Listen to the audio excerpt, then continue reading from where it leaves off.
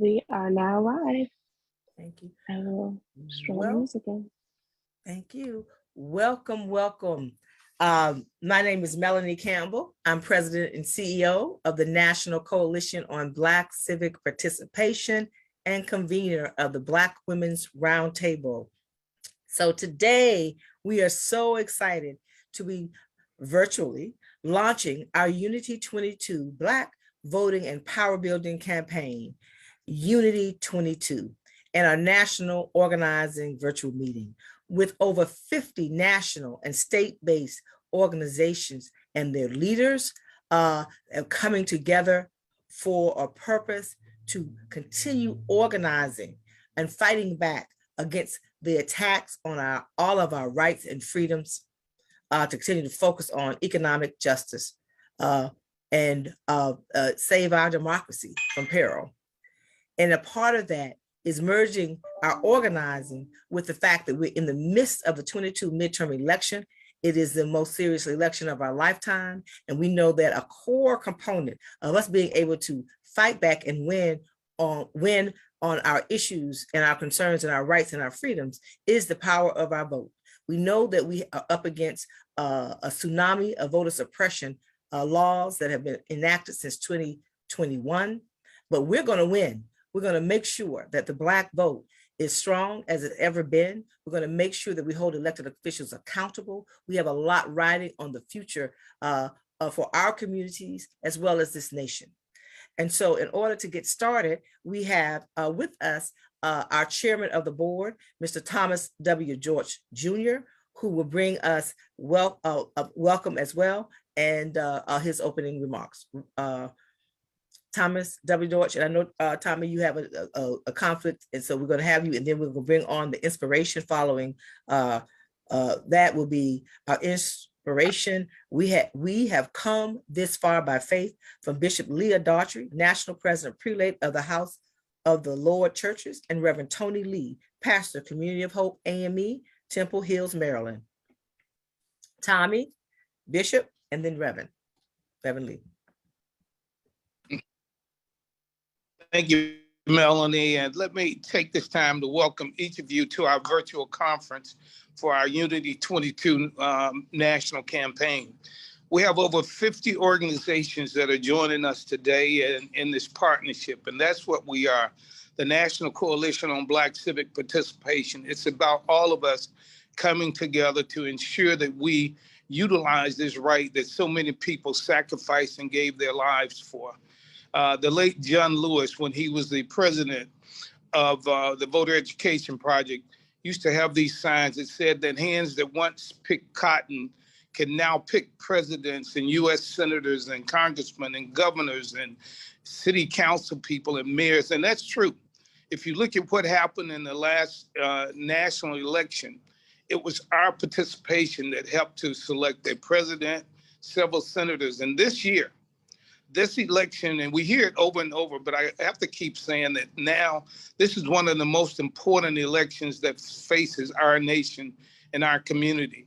It's a decision that will decide where we go as a nation, whether we're going to be better unified as people and citizens of this country.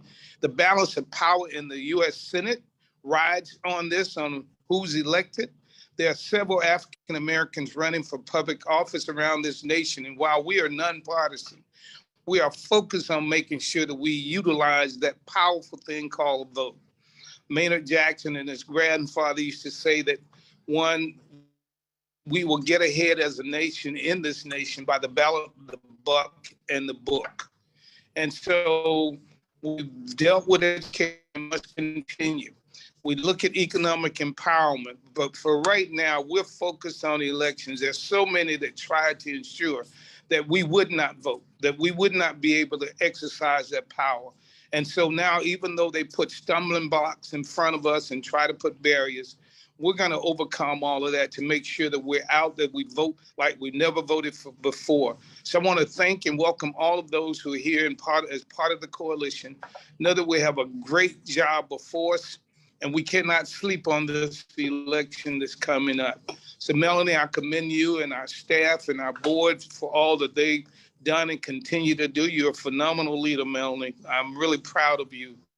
And to all of those on this call, the 100 Black Men of America, where I serve as national chairman, is part of this coalition. We're part of the national coalition. We've been there for years. So coming together, all of us must lockstep together to make sure we turn out the votes, to make sure people are educated, and more importantly, to make sure that we do our part to ensure we continue to build this nation, which we all help to make what it is, and we're going to make it even better. So welcome. Let's make sure that Unity 22 is very successful. Our young people, for all of those adults and our seniors and everybody coming together, this coalition will work. And thank you for being on the call, but more importantly, thank you for what you're going to do in this Unity 22 campaign to make sure that we vote in mass to ensure we protect our rights to vote. We protect the rights of women. We help to eliminate all this violence that's going on in it and making sure that our young people can dream their dreams and become a reality. Thank you again. Thank you, Tommy, so very much. Thank you for your leadership and all of your support. And we will see you on the ground very, very soon. Sorry, I don't know the answer to this. Okay, I don't know what that was. Whatever the question was, we got the answers, Bishop Leah, bring us home. Reverend Tony, it's inspiration time, y'all. I know we're on this Zoom, but I want you to feel the energy. I'm just excited and thrilled to have all of you on, because I know with this team, we are the A team, right? And those who we know are part of us. And so, Bishop, Reverend Tony, give us our inspiration. Good morning, family, and to Sister Melanie, who there's no one better to bring us all together. It is her gift and her calling, and so we are grateful to her for the role that she plays in our movement. And I'm thrilled to be with you this morning to share some words of inspiration. They gave me our watchwords. We've come this far by faith. We've come this far by faith. We are at a dire place in our nation, at a crossroads of crises few of us would have imagined. There will be, as there have been, as Dr. King said, some difficult days ahead, but we've had difficult days before. We've survived the horrors of the Great Crossing and the soul-stripping degradation of slavery. We've lived through Reconstruction and Jim Crow and internment camps. And we've answered with the abolitionist movement, the suffrage movement, the civil rights movement, Stonewall, the women's movement, the farm workers movement, Black Lives Matter, and many others. And we've been strengthened by the great cloud of witnesses who didn't receive the promises, but saw them in the future and didn't stop believing just because their dreams wouldn't come to pass in their lifetime. Sojourner, Frederick, Cesar, our grandmothers, our grandfathers, and countless other ancestors didn't stop fighting for freedom, for education, for the right to vote, the right to live, the right to be equal, even though they weren't assured that they would see it in their lifetimes. For our watchwords, we need look no further than the words of the Reverend Henry Highland Garnet, who in 1843 said, "Brethren, arise, arise, strike for your lives and liberties. Now is the day and the hour. Let your motto be resistance, resistance, resistance. No oppressed people have ever secured liberty without resistance." We've come this far by faith. So as we prepare for the work ahead, let us remember where we have come from. Let us remember what we are made of. Let us remember what we have been through. Stolen from our homeland, we survived. Carried across the Great Sea, we survived. Sold into inhumane bondage, we survived. Enduring Reconstruction and the Klan, we survived. Navigating Jim Crow and his lynchings, we survived. Through marches and freedom rides and fire bombings, we survived. Through police killings, unjust court decisions, and systematic racism, we survived. And we shall remember that we didn't just survive, but we thrived. Nat Turner, Denmark Vesey, Gabriel Prosa, we thrived. Harriet Tubman, Ida B. Wells, Sojourner Truth, we thrived. W.E.B., Booker T. Bayard, Malcolm Martin, Rosa, Fannie Lou, Ella, we thrived. Angela Davis, Assata Shakur, Huey Newton, Elaine Brown, Wilma Mankiller, Barbara Jordan, Cesar Chavez, we thrived. And our mere survival was an act of resistance. That we woke up every day and kept moving forward was an act of resistance, creating our own institutions, our own churches, our own denominations, our own colleges and universities, our own schools, our own businesses, our own organizations. This was an act of resistance, an act that declared that our strengths, our determination, our fortitude, our unshakable belief in our God-given right to be here on this earth. We are here today because of our ancestors' acts of resistance, their refusal to give in, their refusal to give up, their refusal to die. And we, you and me, all of us together, individually, collectively, we are the evidence of their resistance. So now in this moment, as we battle economic challenges, governmental callousness, and systematic racism, as we fight for freedom and self-determination for our people, as we battle seemingly insurmountable odds to bring change to this country, let us hold on to hope. Let us remember to hope. Let us remind ourselves that there is still hope, and that hope is a form of resistance. As the people of God, the people created in the image of God, our hope is belief in the face of seemingly insurmountable circumstance. Our hope is believing despite the odds. Our hope exists despite possibility or impossibility. Hope, after all, flaunts probability. And our hope comes from the eternal source, from the lover of our souls, from the giver of strength, from the provider of purpose. And I'm a preacher, so I'm gonna give you a text. So though the fig tree shall not blossom, and though there be no fruit in the vine, though the field yield no meat, and though the flock be cut off from the fold, though there be no herd in the stall, I will not worry, and my heart shall not fear, for our victory is certain, because we've come this far by faith. God bless you. Bishop, thank you so much for those wonderful words. And I'm so grateful to just add a little bit on the end of it. But all we really need to say is let the church and everybody say amen to those wonderful words of inspiration, Bishop Daughtry, to Melanie.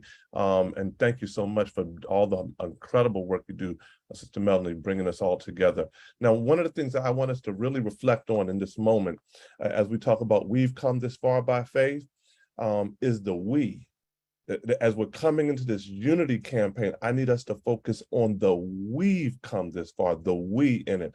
On the day of Pentecost, the Bible says that when the day of Pentecost came, they were all together in one place. And suddenly a sound like a blowing of a violent wind came from heaven, filled the whole house where they were sitting. They saw what seemed to be tongues of fire that separated and came to rest on each other. And all of them were filled with the Holy Spirit and began to speak in other tongues as the Spirit enabled them. Now, the incredible thing about this day is that as the Spirit came, as they all were together, the scripture says they were able to speak to all that were around them from all different nations, and every nation heard them in their own tongue. That when we come together, that we are literally able to do the miraculous. When we come together, that we are able to communicate to everyone right where they are, no matter their social, no matter their gender, no matter their political affiliation, no matter what side of the tracks they grew up on, that when we come together, that we are, one, able to communicate to folks right where they are, but two, organize them right where they are, because the scripture says that this was the birth of the church. This was the organizing of the church, that 3,000 joined the movement that day. that when we come together, that we will see folks who have been on the sidelines to understand they need to get up and they need to get themselves up in the movement. When we come together and we find the power of our togetherness, then literally, I don't care how rough it looks, how tough it looks, how hard it looks, how organized they seem to be, when we come together, that mountains can move when we come together.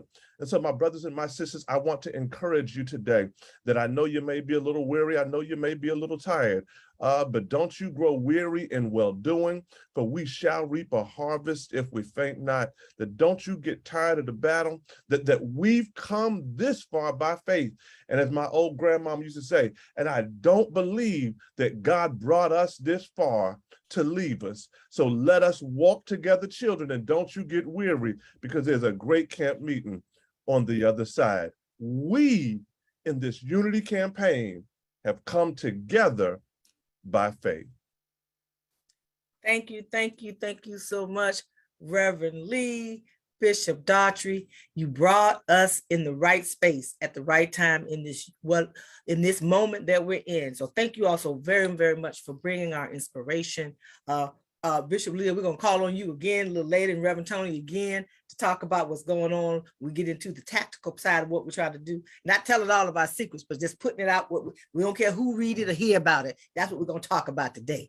So next we will have our Unity Hour, awesome dynamic duo, our leader of our Unity 22 national campaign, my sister Christina Q, with her partner in all things powerful, Daryl Coles, who is the National Black Youth Vote Project Coordinator for the National Coalition. So we're going to turn it over to you two to give us a tight overview about the campaign for those who have not gotten a lot of details about it, who just stepped on faith and said, hey, we're going to be a part of this table. And be clear, this is a table that what we have attempted to do at the National Coalition over the years is to build this unity table during midterm elections and presidential elections so that we can share resources, find ways that we can collaborate, find ways we can partner so we can support each other. The National Coalition, we have 11 states that we work in every year. So we'll talk a little bit about that down the road from our state leaders. But this is a table, well, I'm gonna say this is the Black table, and I'm talking about the Black vote and empowering the Black vote to be able to move on the concerns that we have around these congressional races, around these state races, around these local elections that will change this country for the next generation, the results of that. And I know I'm preaching to the choir in that, but just to remind ourselves why it's so very, very important that this is the time, if ever there's a time for us to come together, it's now. So turn it over to Christina and Daryl. Good afternoon, everyone. Thank you so much, Melanie, for being the fearless leader that you are. And it's an honor and a privilege to be a part of the NCBCP team, to be the National Unity Campaign Manager for this year. And I'm so honored to work with my partner, Daryl Coles. And so we will just give you a brief overview of what the Unity Campaign is. Give me 1 second to share my screen. And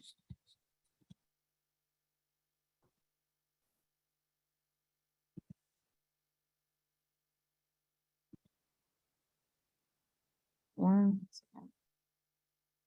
we go. Awesome. So the theme of our campaign is leveraging our power and protecting our rights and freedoms to achieve justice. We are launching the campaign in July, and this will go through December of 2022. We're a nonpartisan multi-state voter engagement campaign where Melanie just talked about our goal is to build an intergenerational unity 2022 coalition table to maximize our resources and the partnerships with all of your respective organizations and the impact in the 2022 midterm elections. We're also focused, we're particularly focused on increasing Black voter turnout and providing voter protection to ensure that our Black voters are counted in the 2022 midterm elections. And then we're also fighting back against historical attacks on our rights and freedoms, safety, and justice and our democracy. And so we are particularly focused in the following states: Alabama, Florida, Georgia, Maryland, Michigan, Mississippi, North Carolina, Ohio, Pennsylvania, South Carolina, Virginia, and DC. And we will have, we'll hear more from our state affiliates on the priorities and everything that they have going on in their state. So you can learn about what we have going on with our partners, our state partners. And here is just a graphic of all of the organizations. So you should see your organization represented here. And we thank you all so much for responding and answering the call.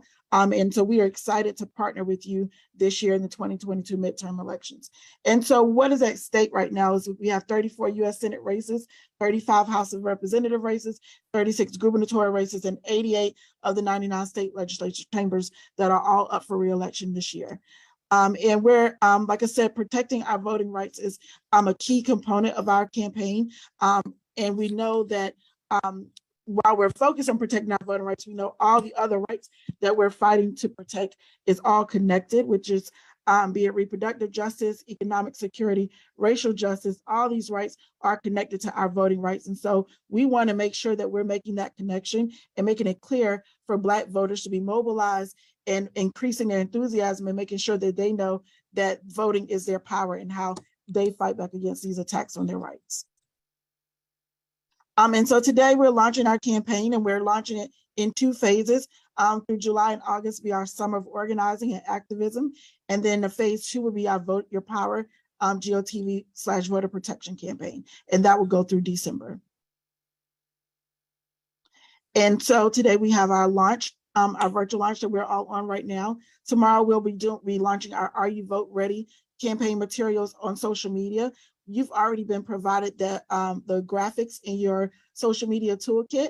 And so we'll ask that you share that on your social media platform, if you can, through your respective organizations, so that way we can have a Twitter storm. And we'll also be scheduling IG Live conversations as well as PSAs that will be amplifying throughout the Are You Vote Ready campaign to just make sure everyone understands the importance of being vote ready in this cycle.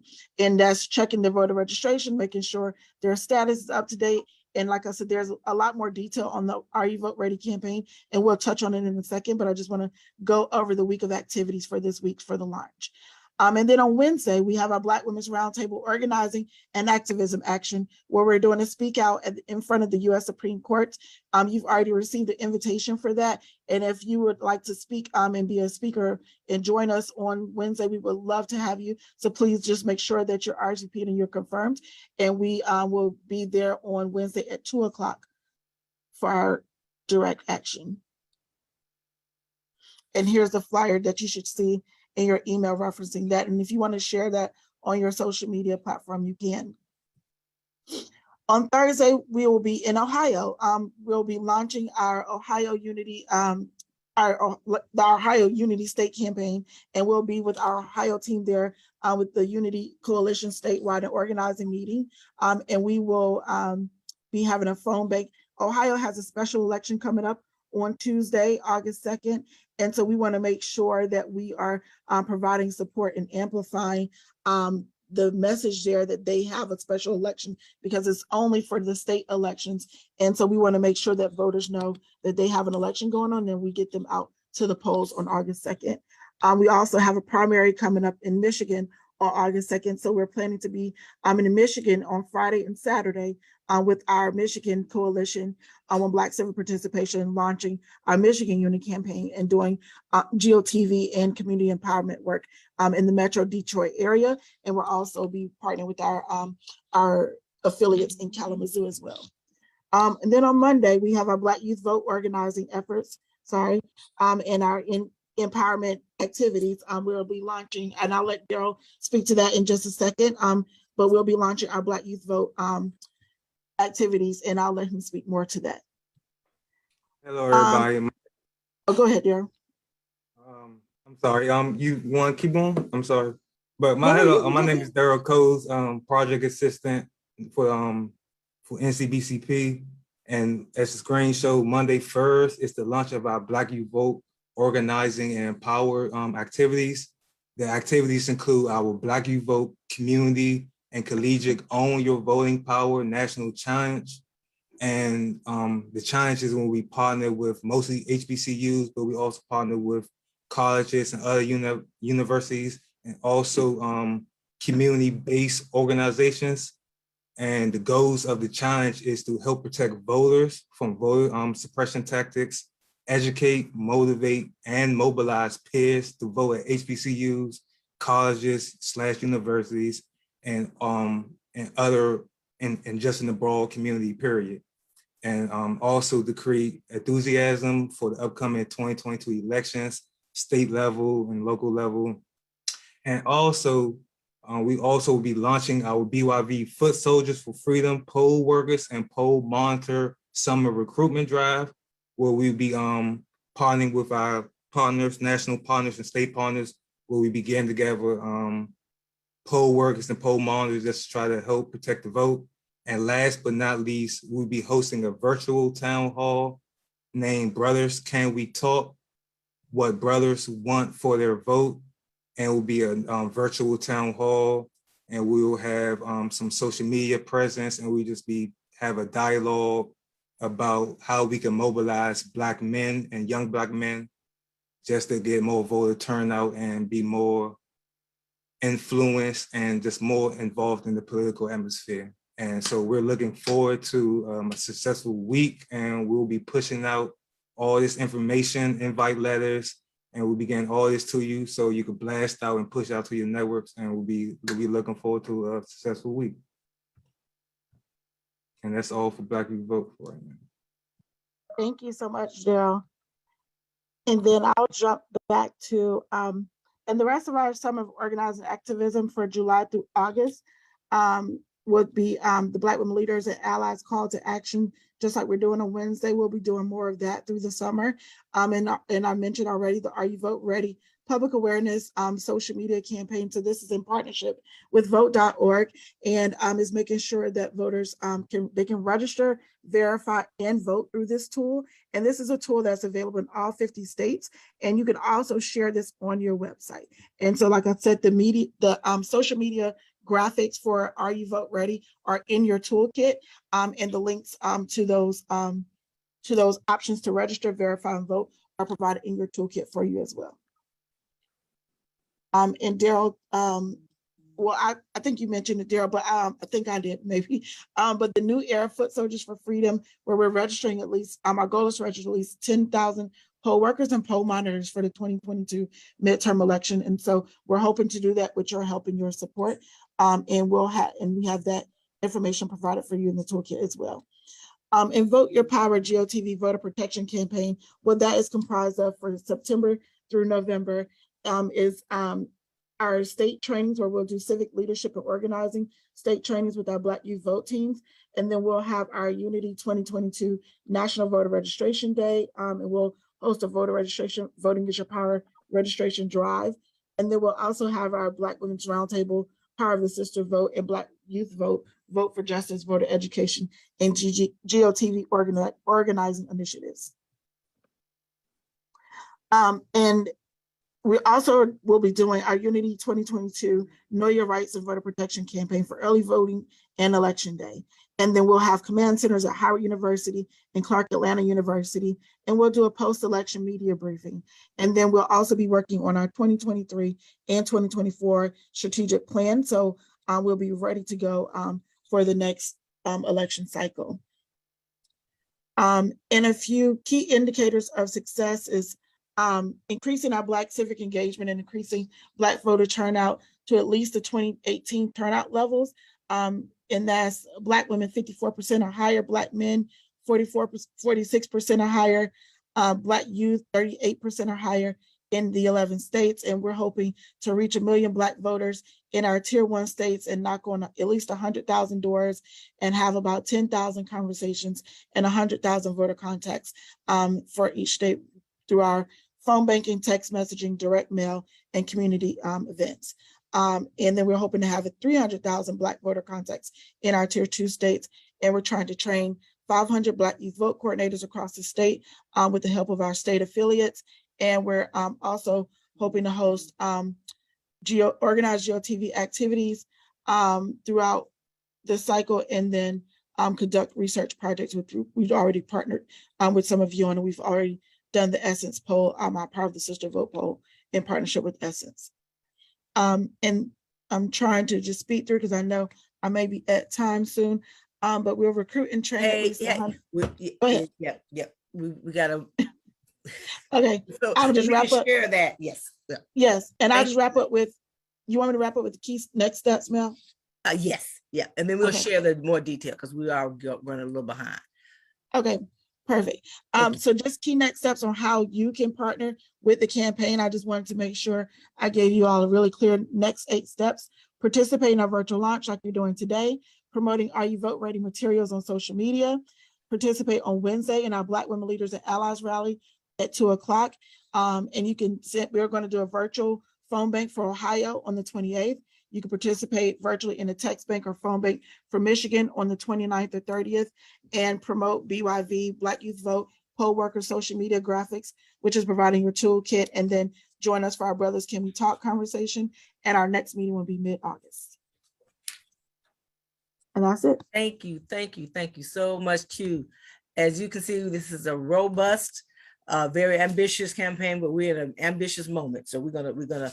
I feel that we will be able to get this done and more. And we tried to target this as what's doable, what's been historical. And one of the things Q mentioned, I did want to lift, and then we're going to call on to do some research updates to you all. And then we're going to go right into hearing from many of our national partners, and then following that, state partners. But when we say, well, what do we want to do? The last midterm election, a lot happened. And what happened is young people showed up, Black women, brown women, and men, but women, most especially Black women, led the way when it came to, and our young people who didn't really get the credit for what they did in 2018.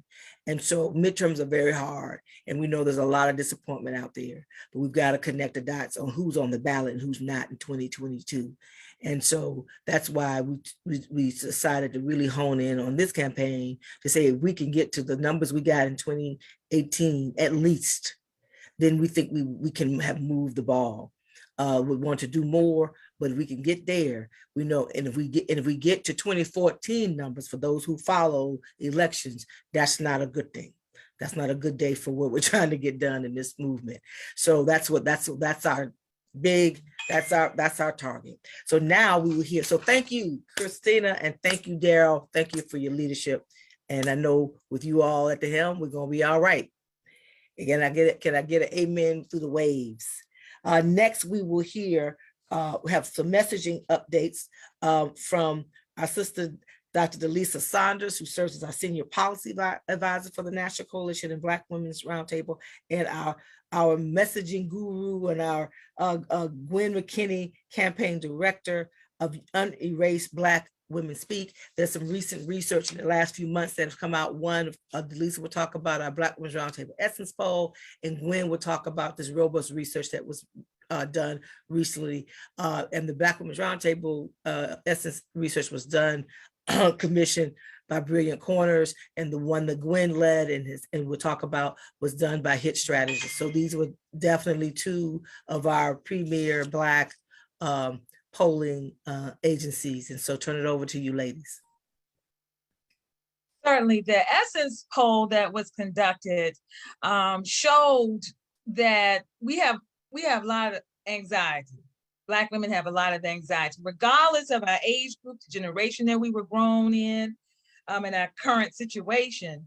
And they sort of fell into 3 general buckets. The slides, please. 3 buckets. With economic concerns. We have more days in the month than we have money. Women's issues, and then racism, discrimination, and safety. Could you bring up the slides for us, please? And in terms of economic conditions, half of women say that it is worsening. That's the top line, one of the top lines for us.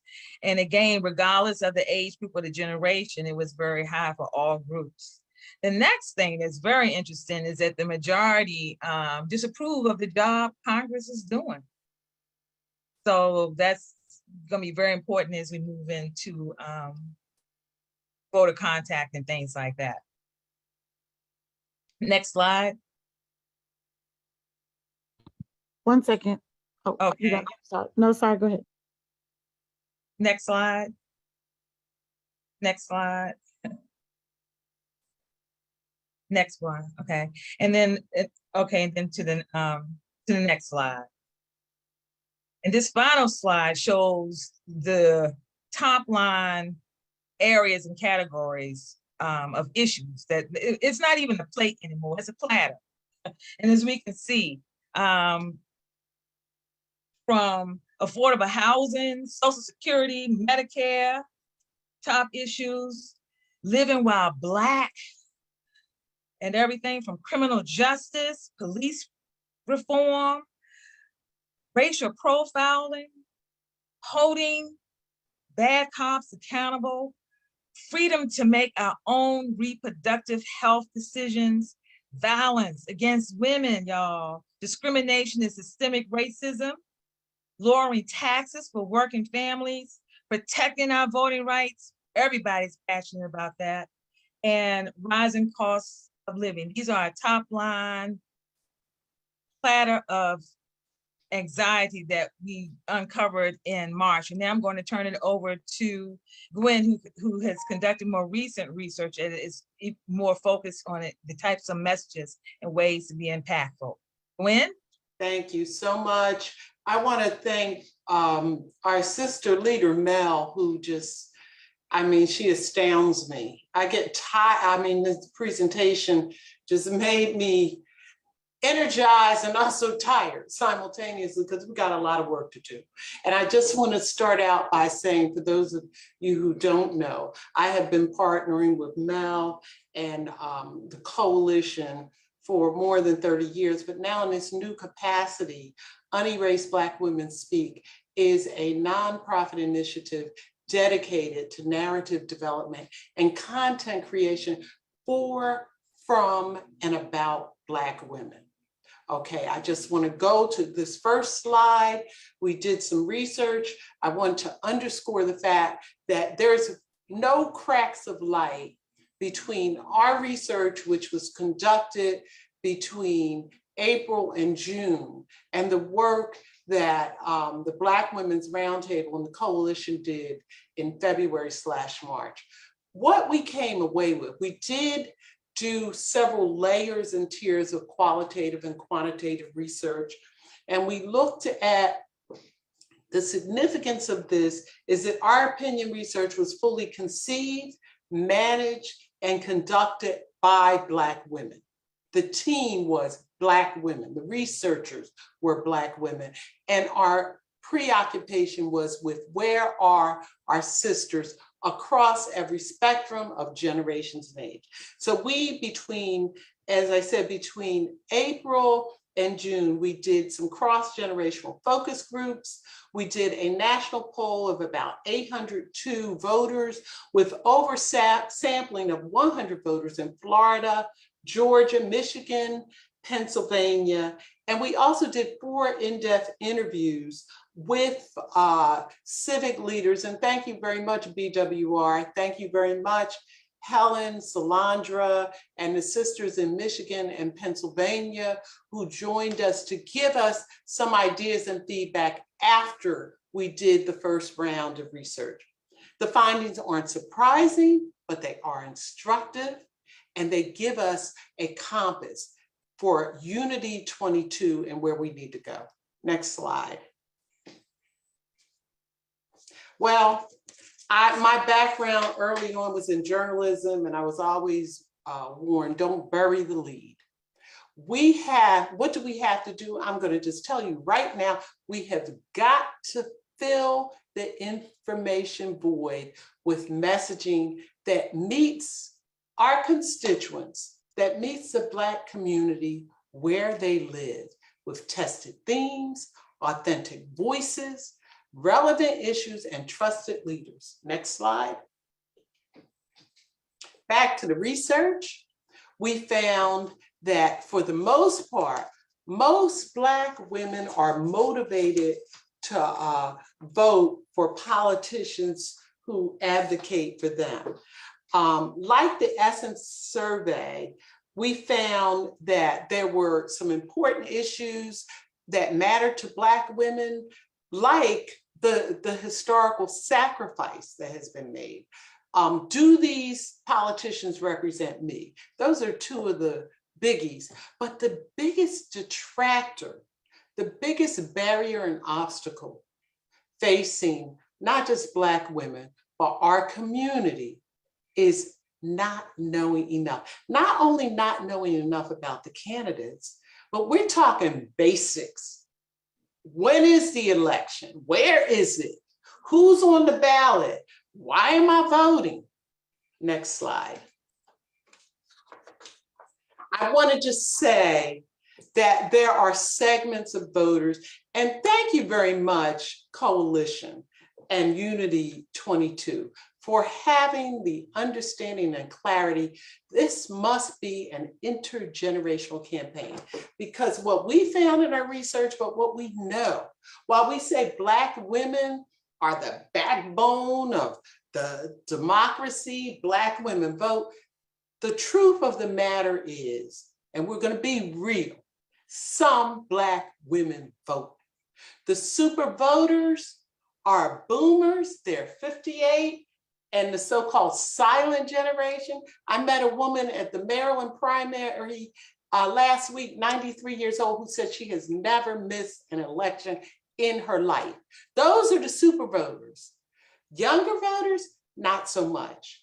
Younger sisters, I gotta say this, we all women are going to, we're tired, we need your help, and we can't carry this alone. We need you more than anything. So the super voters, the high opportunity voters are the ones who have voted in maybe over 1 or 2 times in the past 4 elections, but they surge. They tend to vote in presidential elections. But we also, we got to get those registered voters. Those are the ones who may be on the rolls, but between the last 4 elections, they may have voted 0 times. We got to do better than that. And I am so appreciative that Unity 22 is focusing on registration, because with a lot of these high opportunity and registered voters, the data is telling us it's a 50-50 chance they may show up. Next slide. So messaging matters, y'all. Messaging matters. We did in our poll, we opened the polling really with some questions about the likelihood of what would make someone vote. We inserted some sandwich meat in between, which were a number of bulleted messages which we developed and tested in the polling. And then we returned to the questions. I want you to look at that middle column, the question of how much power do you feel that your vote has to change things.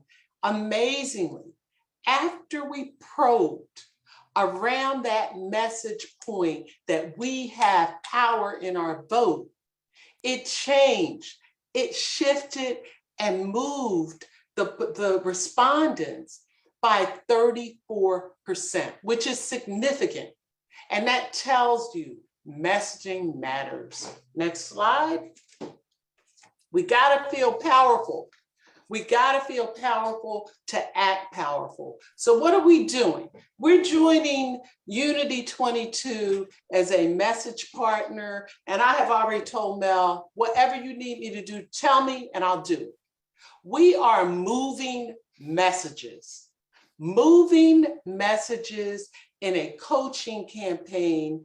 And what it is doing, back in the day when I was on K Street, would have charged a couple $1,000s for these sessions. But guess what? Now in my nonprofit life, these sessions are totally pro bono for leaders on the ground, because guess what?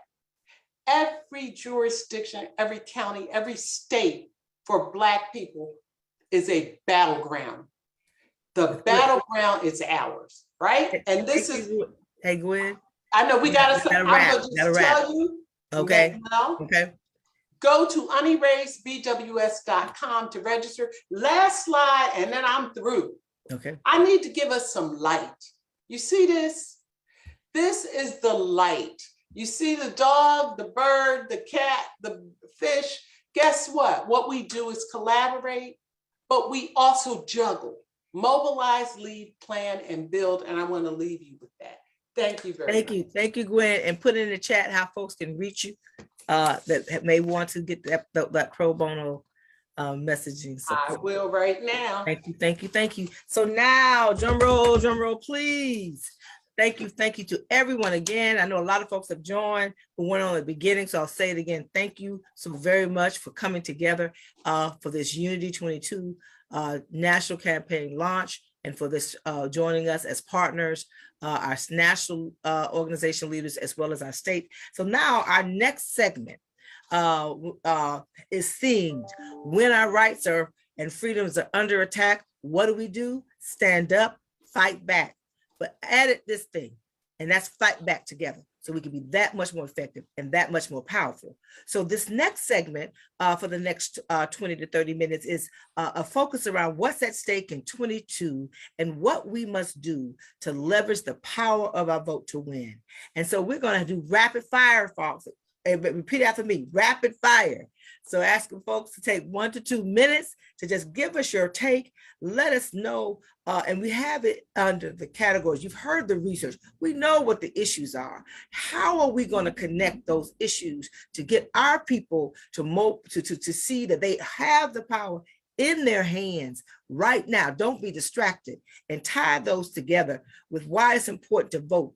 And as we continue to fight for our rights together, and I think it's together is what we all continue to talk about. So our next group, and we're going to go in categories around what we know are the key issues and some of our leaders who are leading in that space. So racial justice, civil rights, and the judiciary. So we're starting off with our sister leader, Maya Wiley, who's president and CEO of the Leadership Conference on Civil and Human Rights, along with Lisa Kayla Barrett, Director of Policy, NAACP Legal Defense Fund. Ladies, we turn it over to you. Well, thank you, Melanie. Thank you to all the powerful leaders who are here. I'm going to be very quick, very brief. Lisa's amazing and brilliant, and she will say many more important things. I just want to, with this theme of hope and power, I want to remind us in the context of the judiciary just how much our activity, our participation, our engagement has gotten done.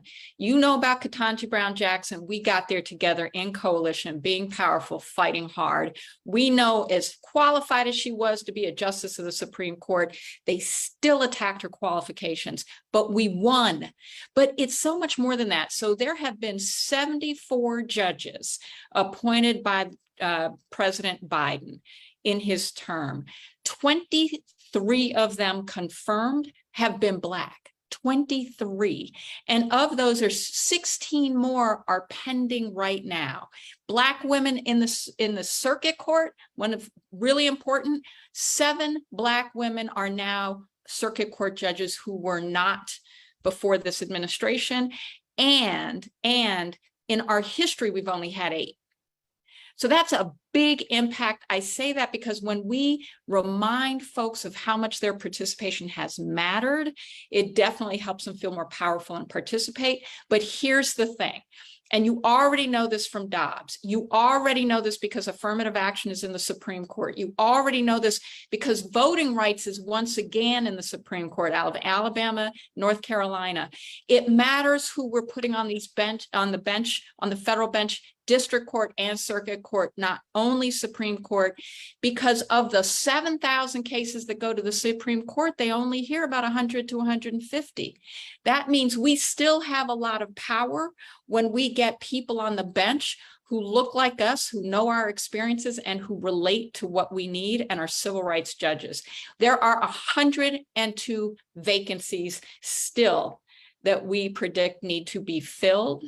That is an important opportunity coming out of the midterms. We know how much it's going to matter to have folks voted, particularly to the Senate, that are paying attention to what we need on our courts, because that's going to make a major difference in the daily lives of all our people. And I will stop there and turn it over to Lisa. Thanks so much, Maya, and thanks to Melanie and everyone. It's great to be here with you. So I'll do the quick rapid fire as Melanie has directed us, and just add quickly on the judicial front of what Maya was sharing is that it's really critical.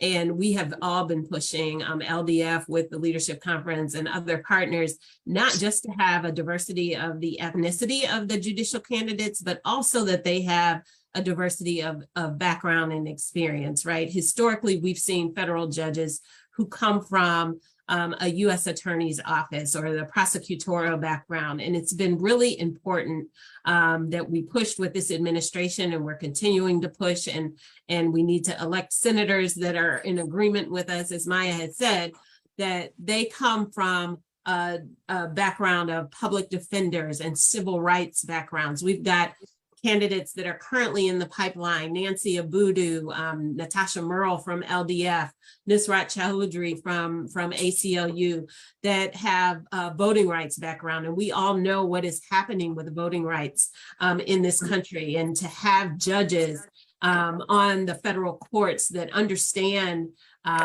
what is happening for voting rights for Black people in this country is really critical. Nancy Abudu is nominated to a court in Georgia, where, you know, that's the battleground around voting rights. And so this is so important that we get people in office that are going to help us really put critical people in these seats in judicial noms. The other piece that I just want to lift up, and I see Melanie came back on, so I'm going to do it quick now, is January 6th, right? We've all been watching these January 6th hearings, and I hope that people are making the connection of what this is for the Black community. LDF submitted a statement to make sure that this connection is not lost. Black people for decades have been sounding the alarm around voter suppression and voter discrimination. All of this is related. What the voter suppression and voter discrimination that we've been experiencing, the January 6th, which was really a backlash against the voter participation that came in 2020, the gerrymandering of districts, and we're in the midst of this redistricting cycle to try to dilute the voice of Black people. All of this is related to trying to ensure that certain people are either retain or gain power, regardless of whether that aligns with the voice and vote of millions of people. And so we've got to make sure that we are getting out, and we see now it's happening right in front of us, that they're trying to dismantle and infiltrate the state and local election apparatus, right? As we head into the midterms, it's so critical that we get out and vote and make sure that the people in these positions are not ideologues, but are actually going to uphold the voice and vote of our community, so that our communities can be heard. And then the last thing that I'll just say is we're seeing this huge so-called anti-CRT movement, right? And you always hear about voting all the way down the ticket, but this is impacting what our children are learning in schools. Not that we've ever been satisfied with what our children have been learning in public schools, but now they want to whitewash it even more and even change, what is taught about the limited amount of what is taught about slavery and the history of racial discrimination in this country. And so we've got to make sure that we get out and vote, and we vote in those local elections, because that is going to happen at the school board level, and you've got to vote all the way down. So I'll stop there, Melanie. Thank you, Maya. Thank you, Lisa. More to come offline, right? On the things that we need to continue to do. And thank you all so much for your leadership. And so next we will hear, and I know he's out and about, our next segment. Somebody's talking. Can you mute your phone? Yeah, I think that's Damon's, because he's at the airport. Okay, is that Damon? Yeah, I think it's Damon. Okay, Damon, you can't mute. So Damon, our next is voting rights and voter protection, voter suppression. Our brother Damon Hewitt, President and Executive Director for the Lawyers Committee for Civil Rights Under Law. Damon, I know you're in the airport. Sorry about that. Thank you, Sister Melanie. I'm sorry for the background noise. I will be brief. Look, America is learning what racism costs us. America is learning this in the context of Dobbs, which we say is a case that's going to hurt Black women in particular. We know this. America's learning this on January 6th. We know that this was an attack that was founded on a big lie based upon fake allegations of voter fraud in majority Black cities or cities with large Black populations, Philadelphia, Atlanta, Detroit. We know what this is all about. We also saw this at the insurrection because we, at the Lawyers Committee, representing Capitol Police officers actually, who are defending not just lives and property, but also defending democracy. And most of the officers we're representing are Black men. We know who's been standing on the front lines, and we're going to continue to do that together. Now, this midterm election is a crossroads, there's no doubt. I know it seems like we say that every time, but the stakes continue to get higher.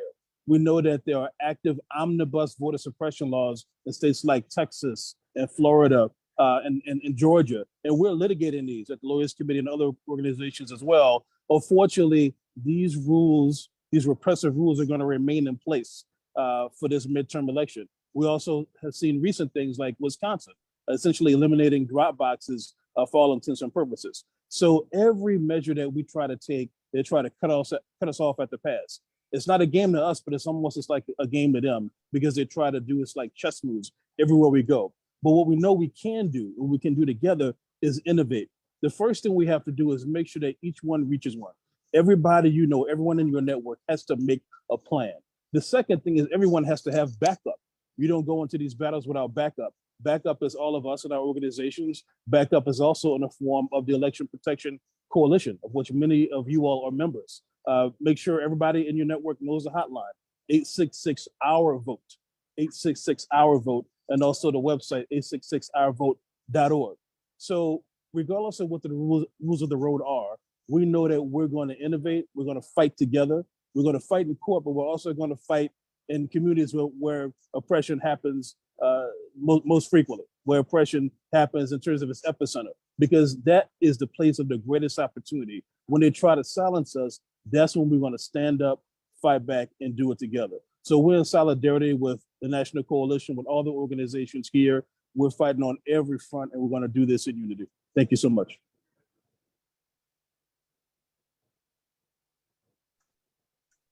Thank you. Thank you so much, Damon. We know you're in the airport and moving, and we just appreciate you.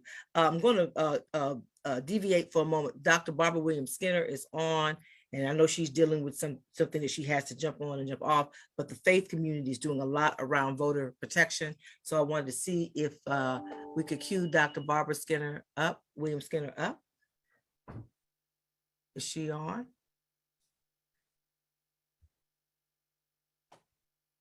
Is Dr. Skinner on the, she said she was on. So is she in the, so we can bring her over. That would be helpful. Is that a going once? All She'll right. be on in a second now. Okay, okay. Oops. Hi, Okay. Hey, Dr. Skinner. Good morning. Hi there. Hi. Good morning. Good morning, everyone. So, thank you. So if you can get us updates, Barbara, in like a couple of minutes, that'll be great. I know you're in the middle of stuff, right? So we want to pull you on up on the agenda. Yes, thank you so much, everyone. I don't have to tell you that the house is on fire, the American house is on fire, and no one seems to be sounding the alarm loud enough. And so Black Americans are left with our allies to do that.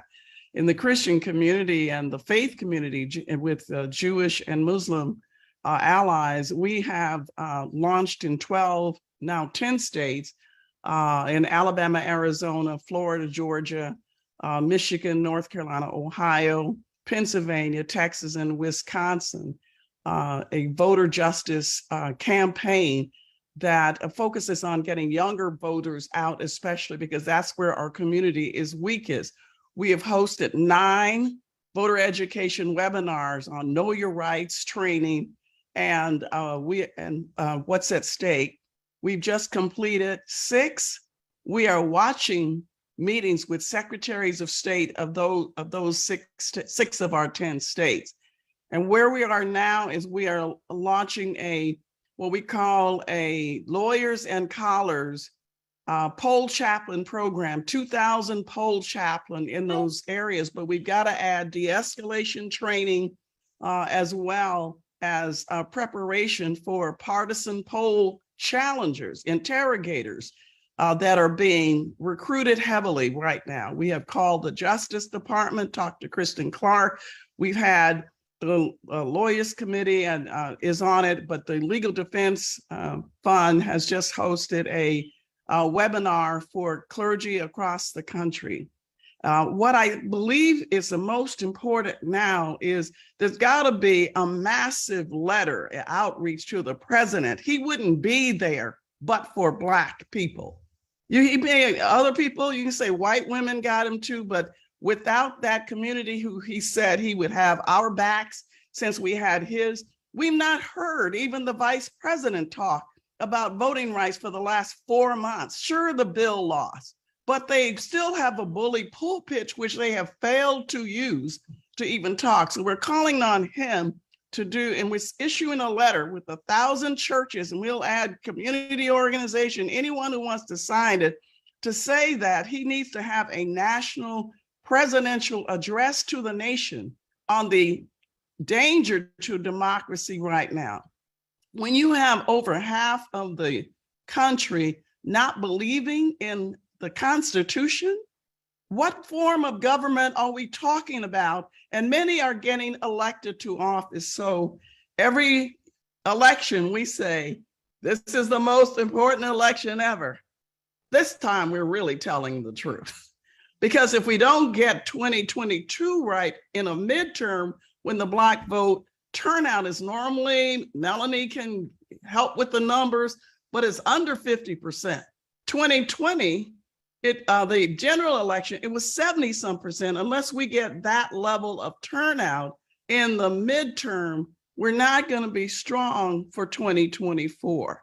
So we just gave Melanie a one-pager on what we're doing. We have a toolkit. We're co-branding that with other organizations.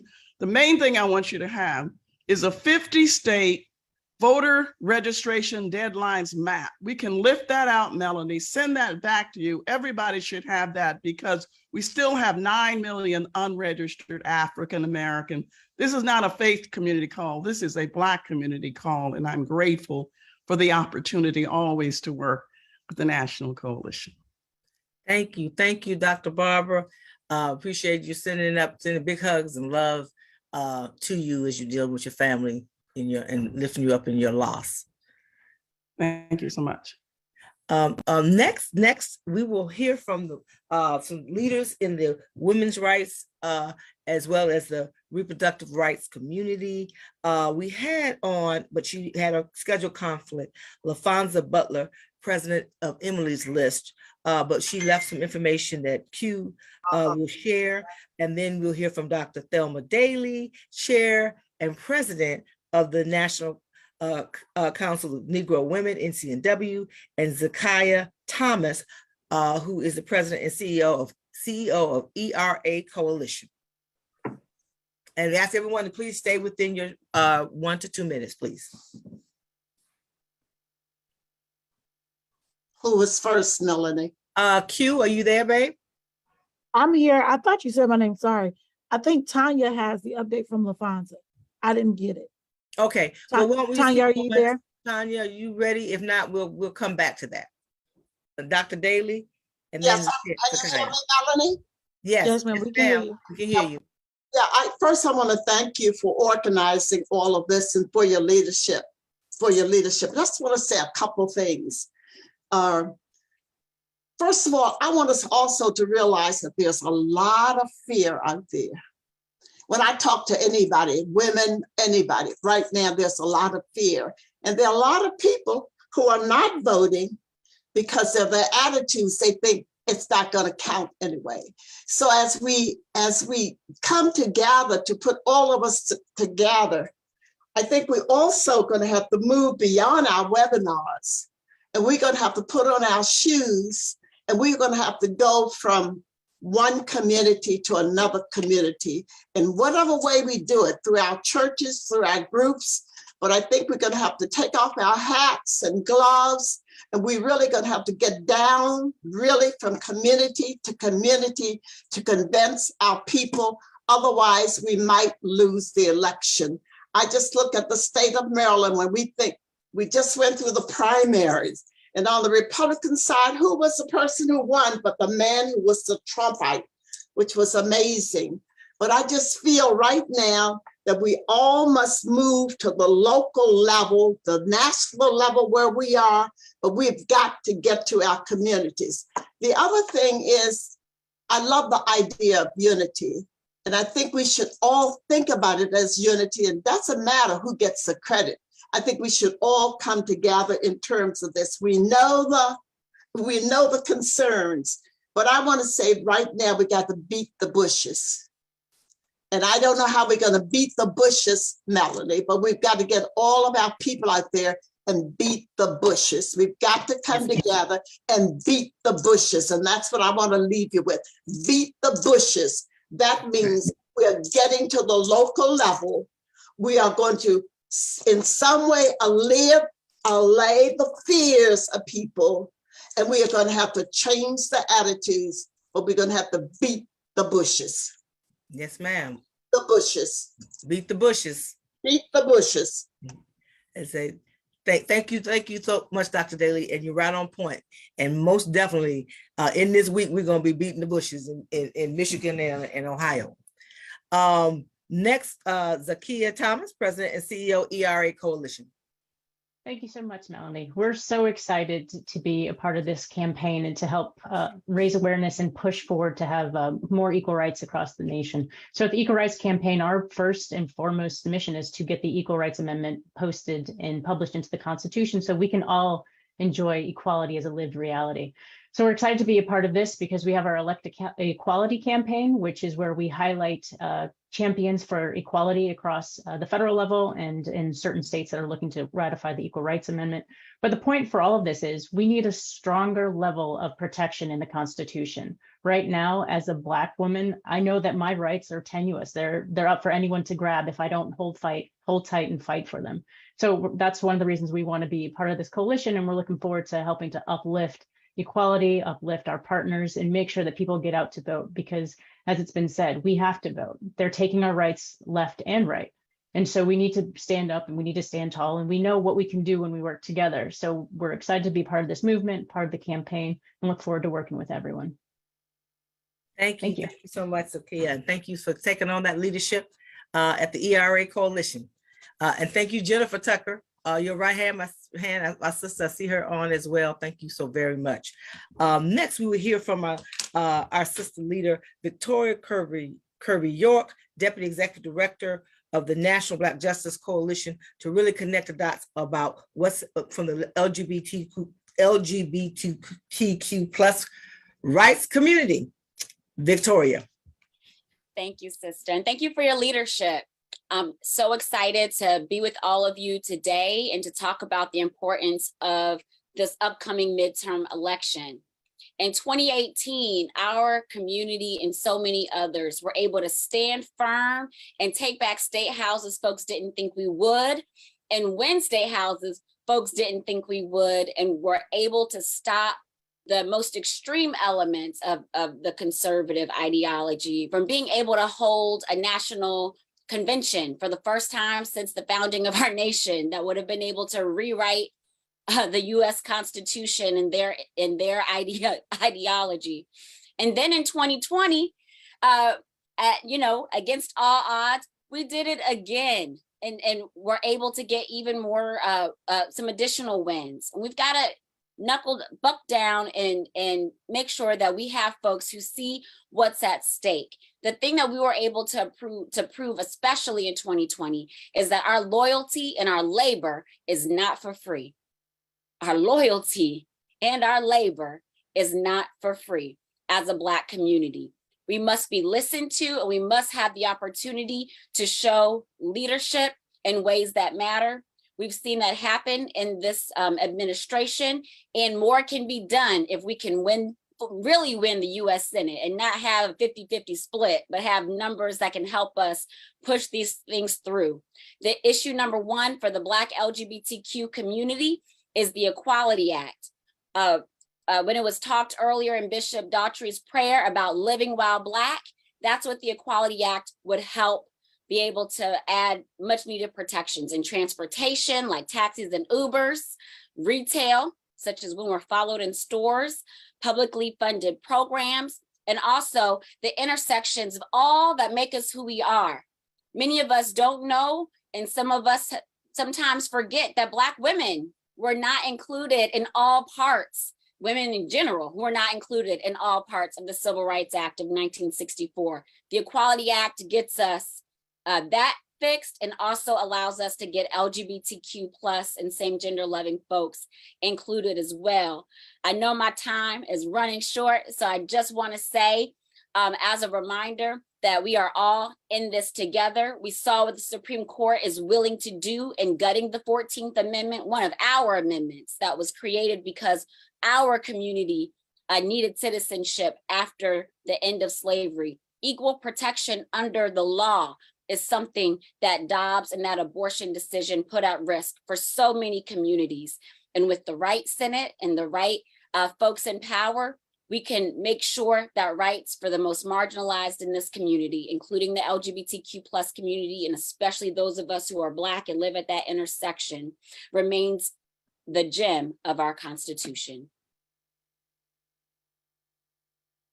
Thank you so much, Sister Victoria. Thank you for your leadership, and looking really forward to working closely with you and David and your whole team and the broader LGBTQ community. So all of our rights are under attack. It's all of us, and we're gonna, and I believe together we definitely will win. It's not gonna be easy, but our answers went through a whole lot more than we are. So we're gonna do what we gotta do. I want to go back. I think I misunderstood Q, so apologize for that. Tanya with Emily's List, if you're still on, can you give us a quick update from Emily's List? We think she is no longer on, Mel. Okay, if you can see if you can try to get her, and we'll bring her back. Okay. Thank you, Q. Next, we will hear from some of our civil rights leaders and policy leaders around criminal justice and policing reform. I'm going to lift up, although she wasn't able to make it, but they're on board fully, and that's National Action Network under Reverend Sharpton and Ebony Riley, who's the vice president, could not be here based on travel. But we do, I believe we still have Nicole Lee. And Nicole, I don't want to mess up your last name, so I'm going to have you say it. I think it's Ndumeli, but just in case I mess that up, clean it up for me, please. Senior Vice President, Rights and Justice from the Center for American Progress. Is she still on? I am. Thank you so much, Melanie. You did it well. Nicole Ndumeli from the Center for American Progress. Thank you for having us here today and inviting us to be in this critical campaign with all of you. So this is a critical moment for criminal justice reform. President Biden entered the office at really a high watermark for criminal justice and policing reform, following the protests by many people in this campaign, in the Black Lives Matter movement, civil rights organizations, everyday people in South Minneapolis, across the country, and really around the world, to demand not only justice for George Floyd, but for an end to systemic violence against Black people that has been endemic to law enforcement for more than 400 years. But even with this renewed national conversation on racism and policing and widespread support for the George Floyd Justice and Policing Act, we know it has stalled in the Senate for over 2 years.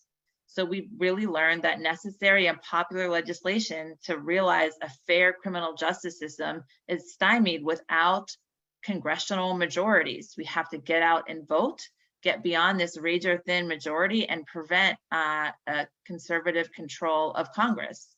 That's how we're going to get policing reform passed. That's how we're going to mobilize and protect our communities. But we didn't stop there with just voting and getting people into Congress. We kept fighting, and President Biden acted alone with the policing executive order, representing some of the most substantial federal action on policing reform since George Floyd's murder, after the Senate failed to pass this the Policing Act, but we also know that that's not going far enough. It can't, because the executive order is going to be limited to federal law enforcement agencies. So we still desperately need legislation to ensure just policing for these 18,000 police departments that are not going to be governed by a federal executive order. That's why we have to leverage the vote and make clear to Congress that we need to push forward and make progress on policing in America. And while we fought hard over these past 2 years, the fight has never been more important than right now, in this moment, in this vote. Because right now we're facing a clear and existential threat to criminal justice reform. The rising crime numbers during the pandemic have added fodder to conservatives looking to turn back the clock and revive the failed law and order policies of the 1994 crime bill that we know lead to over-policing and mass incarceration, and that have just devastated Black communities. We must mobilize, we must fight back to avoid the mistakes of the 1990s and fight to protect the hard-fought gains that make our communities safer and more just. We're honored to be in unity with all of you to do just that, to leverage our vote and to build just communities. Thank you so much. Thank you so much, Nicole. And that's why we say we gotta stand up, fight back, and we gotta vote. We gotta do it all. We gotta do it all. So thank you so very much. Looking forward to working with you and Patrick. Thank Patrick Gaspard for his leadership, and we're looking forward to working even more with you all in this time. Next, we will hear from our leaders, a couple of our leaders in the labor movement, focus on workers' rights and economic justice. And that's going to be Kairu Crimes, who's Black Civic Engagement Director for SEIU, and Kenny Diggs, Assistant Political Director for ASPE. I'm going to lift up our sister Cleola Brown, who could not be with us, but she's one of our lead partners when it comes to working with the labor community. Cleola Brown, National President, APRI. So we'll hear from Kairu and then Kenny. Thank you, Sister Melanie. And hello, everyone. Happy to be here. So I'll make sure to keep it brief. But just to quickly say, SEIU is incredibly honored and as well as committed to being a part of the Unity campaign, because frankly, unity is the key to victory. Our work is centered in linking the fights because we're all in this together, and these are all our fights. The stakes are too high to fight in silos. The stakes are too high to give up and not fight at all. The stakes are even too high to fight halfway. Look, our power is under attack. Power over our present, our future, our quality of life, even our own bodies. So again, we're all in this together. Worker rights are under attack, and this has economic and social impacts that go far beyond the immediate. We know there's no racial justice without economic justice, and that all these fights are undoubtedly linked, and we cannot think of them as separate battles. The same forces attacking worker rights are the same forces attacking racial justice, economic justice, climate justice, LGBTQ+ rights, reproductive rights, voting rights, and so on and so on. The work we are doing is not new, but it remains essential and continuous. We must galvanize and exert our force utilizing one of the most powerful tools that we have, our right to vote. If it were not so, they would not be working so hard and striving so intently to undercut that power or even take it away completely.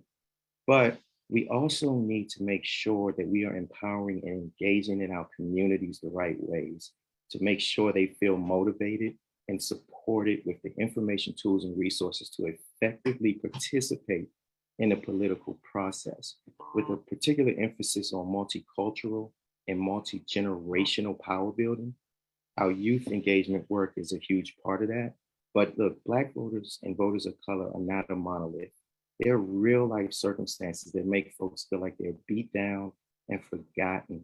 Folks are working 2 and 3 jobs just to keep food on the table. Folks are making tough economic choices daily.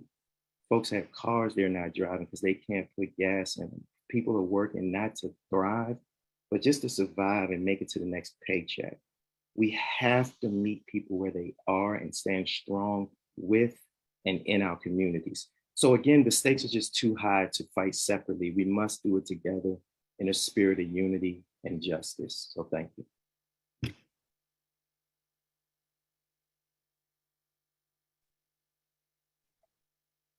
And now we're here. Is Kenny still there? There you go. Yep. Thank you, Kenny. Thank you. Thank you for having me. And I also bring greetings from President Saunders. I wanted to just say briefly that we want to thank you, Melanie, for your leadership in bringing us all together. Because if you look at all the the people that have spoken, the great leaders that are in the queue, it shows the power of this moment. As Kairu talked about, workers' justice isn't just for labor unions. And more importantly, we've heard it over and over again about how critical this moment is. For us at AFSCME, we know that too many of these elections have in our lifetime have been have laid too much on a life or death. It is not about thriving. It is about literally life or death for us. And we have to stop that. And the way that we do that is exactly following your leadership, Melanie. And when we stand together, we win. And so we know that economic justice can tie us together, but we know that it cannot be about credit. It has to be, it can't be about 100% agreement on all of our issues. Labor is understood that and understands that, especially during the Black Lives Matter movement. We have been reached out to be help in talking about some of the sensitive issues that we have. But what we have to do is stand together in this moment, and not just in November, but beyond, to create real and lasting change and call accountability to legislation that will help our folks, especially Black Americans in this country. So I want to thank you again for your leadership. I want to thank you for bringing us all together. And I look forward to being in the trenches and beating the bushes with you this year.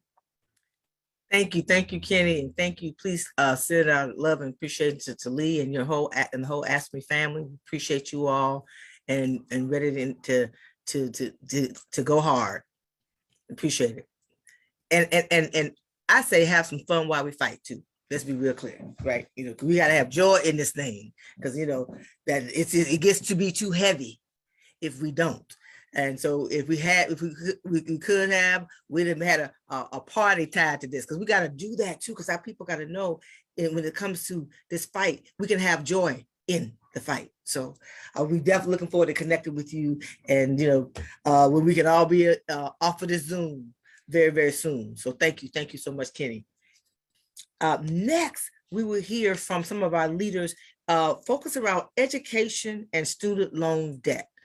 So we will hear from our brother, Brandon Cahey, Senior Program Policy Analyst and Specialist for the National Education Association. Following him will be Dr. Regina Thomas, Co-Director for the Women, Human Rights, and Community Relations Department of the American Federation of Teachers.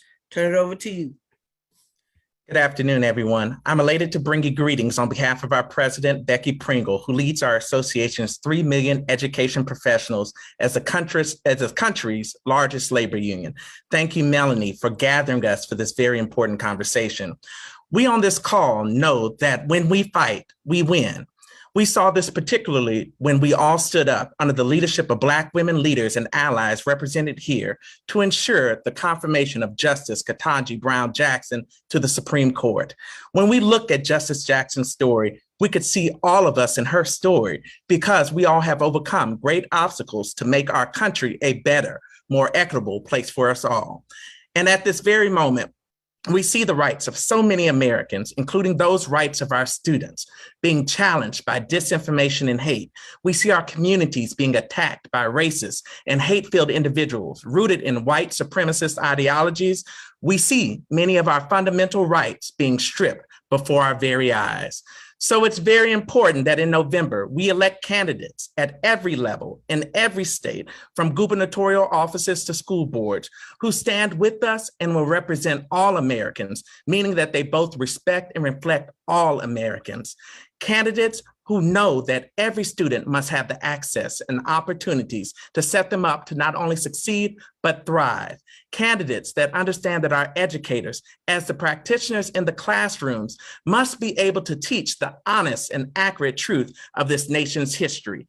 Candidates that understand there must be something done about the insurmountable student loan debt, which we know impacts both our educators and our students alike. So as these many challenges are showing up at the front doors of our public schools, NEA members will continue to work to create safe, just, and equitable schools grounded in our students' humanity and respect for our educators. We'll defend our democracy by strengthening voting rights so people can vote to support the foundation of that democracy, public education. We will continue to not only fight, but win alongside everyone here and viewing this webinar because our students are depending on us. When we fight, we win. Thank you. Great job, Brendan. Great job. Great job. I echo what Brendan says, and on behalf of American Federation of Teachers and our 1.7+ million members around the country, we come and gladly join everyone that's on this call today. If one of us is in trouble, it is all of us that are in trouble. Those issues that affect you affect us. There is not an issue that does not affect us in education, from climate control to guns to food insecurity, student loans. Student loans is so impactful that it is reduced the number of Black and brown teachers in our system. It is a study done that when Black and brown students have Black and brown teachers, they have a greater chance of going on to college and being able. So it is important that we fight together on all of these issues. Food insecurities, if our children show up and they in fact have not been fed, then it affects their attitude the rest of the day. COVID allowed the opportunity for the light to be shown on our system to see some things that had been hidden, whether it's those issues of HVAC, food insecurities, or the like. And so we at the American Federation of Teachers join you in order to make this fight in this next election paramount and important, that each and every one of us do all that we can do to make sure that each and every person that we know within our sphere of influence shows up and votes, shows up and vote. And so on behalf of the American Federation of Teachers, I am grateful to join you today to do whatever it takes to take this fight on. Thank you. Thank you. Thank you, Dr. Regina. Thank you so very much. And thank you and Brandon so much, very much. We're looking forward to fighting the fight and winning. Next, we will hear from our sister Felicia Davis from the Environmental Justice Movement. Felicia is director of HBCU Green Fund, and you will hear from her a little later on down on the agenda as well, because she leads our Clayton County Black Women's Roundtable. Sister Felicia, turn it over to you. Thank you so much, Melanie, and so pleased to be here with everyone on this call, getting ready for this great work that we must get done. So from the environmental justice perspective, our community had high expectations with the Biden-Harris administration and a major setback in the climate arena. So just when we thought we were making huge progress, the Supreme Court dealt our community a major blow, kind of stopping the climate action in its step. So what that does mean is that we have an opportunity to galvanize that community and bring it fully into our GOTV work in a way that it maybe hasn't been before. Because I think the environmental community has worked on its own track, so to speak, with EJ being a bit of a bridge. Now we're front and center. So it adds yet another issue, especially for galvanizing young people, where they may not respond to our traditional civil rights, voting rights appeal. They have been in the lead on just as much criminal justice, certainly environmental justice. So to keep it very brief, that is a rallying cry I think that we can leverage in our messaging, and up and going with communities reeling a bit, didn't expect this result or this moment, but with the world responding to climate change with everything on fire, our country, again, yet another major global area that we are trying to go back. Thank So you. Thank you, Thank you. Felicia. Thank you so very, very much. And we know there are other issues, but we pulled out and just wanted to lift up like why, what is at stake. And so we wanted to give a broad capture through the leadership of those who are actually on the front lines leading in these spaces to really help us kind of bring it home in this virtual launch and organizing meeting. So next we're gonna move to our next phase of this launch and organizing meeting with the headliner is the power of coalition and organizing updates. So we're going to hear from some of our national partners, and then following them will be from our state partners who are on the ground in community every day, who can bring it home for us to close us out. So the first voice we will hear next is from personal privilege, my national president of Delta Sigma Theta Sorority Incorporated, who's also the chair of our national board, Ms. Elsie Cook Holmes.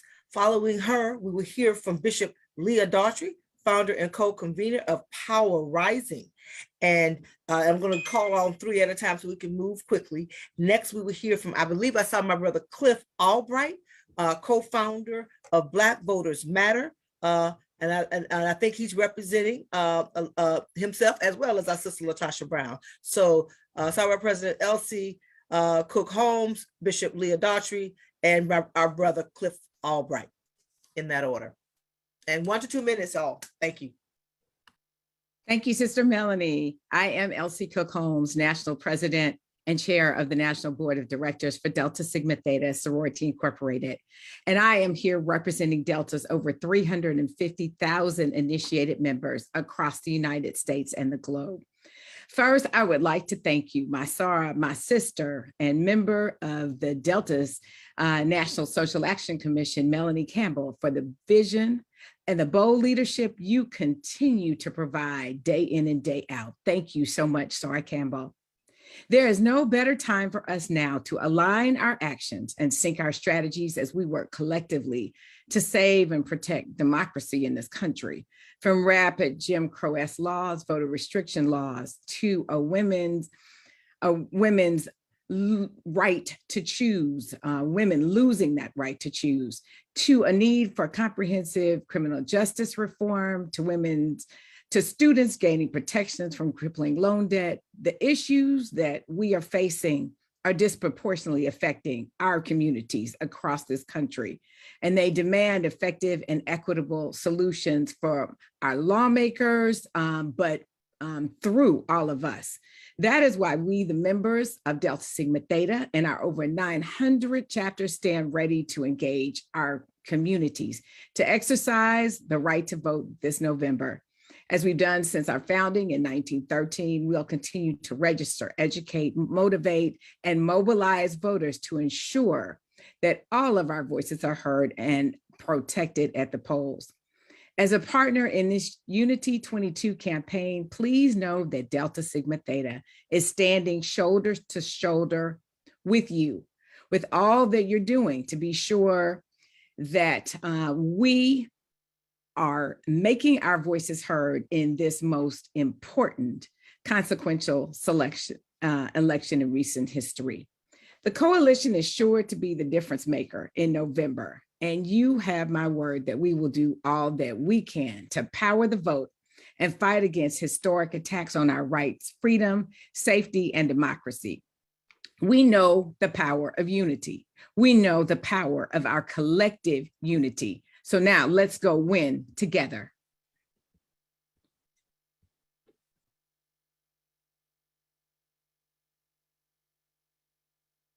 Good morning, sisters, brothers, family, all. I am Leah Daughtry, and I am here today with multiple hats, but most importantly for this moment as co-convener of Power Rising, along with Mignon Moore.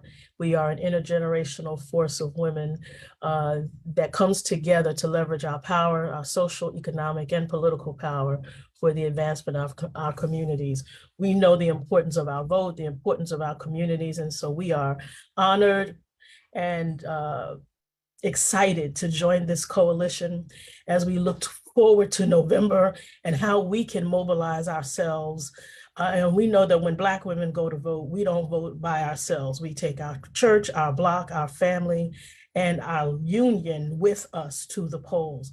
And so we are committed and standing in solidarity with our sisters and with all of the women who, in my other hat, are part of the Black Women's Leadership Collective, coalition of national Black women's organizations, from the AKAs to my sister Elsie at the Delta Sigma Theta, the Links, SG-Row, all of the national Black women's organizations. We are bound together, working together, gathered together to mobilize our sisters, to take their families, their church, their unions, their block, and themselves to the polls this November, because we know that when we turn out to vote, we are the difference makers for any election. And we've heard the call of the vice president that we need 2 more senators to get our agenda done, to get the legislation passed that we need in our communities. This is not about partisanship. This is about progress. And we are very clear what the choices are in terms of moving our communities and our nation forward. Our nation is in peril. It is, that is not hyperbole, as the president would say. That's the facts. Our nation is in peril. We are looking at our rights being stripped away one by one by one by one. And I don't know about you. I am the daughter of enslaved people, and I am not going back to a time when I couldn't make decisions about my body. I don't think any of us want to go back to a time when the government was in charge of us, when the slave master told us what we could and could not do. We're not going back. And so Power Rising is committed with all of our sisters, with all of our labor union brothers and sisters, with all of the organizations that Melanie has so deftly pulled together, to moving our communities forward, to banding side by side, linked arm in arm, to do everything that we can to mobilize our networks and to be in solidarity with you as we look forward to November 2022.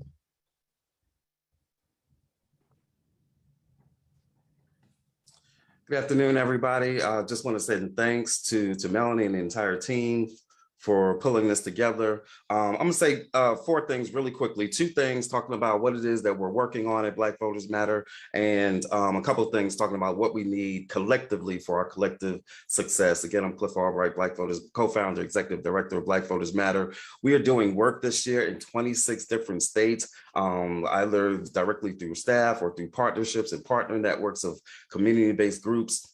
Part of that work is going to include the Blackest Bus in America, traveling all around the country, supporting community groups and various events. And so if you're somebody that, and we'll be working with many of the organizations that are on this call right here, if you're somebody who wants to get involved, get connected, or wants a visit from the Blackest Bus, then go on and send a text We Matter to 25225. We Matter, one word, to 25225. Second thing in terms of what we're doing, I think this goes back to something that Dr. William Skinner said earlier.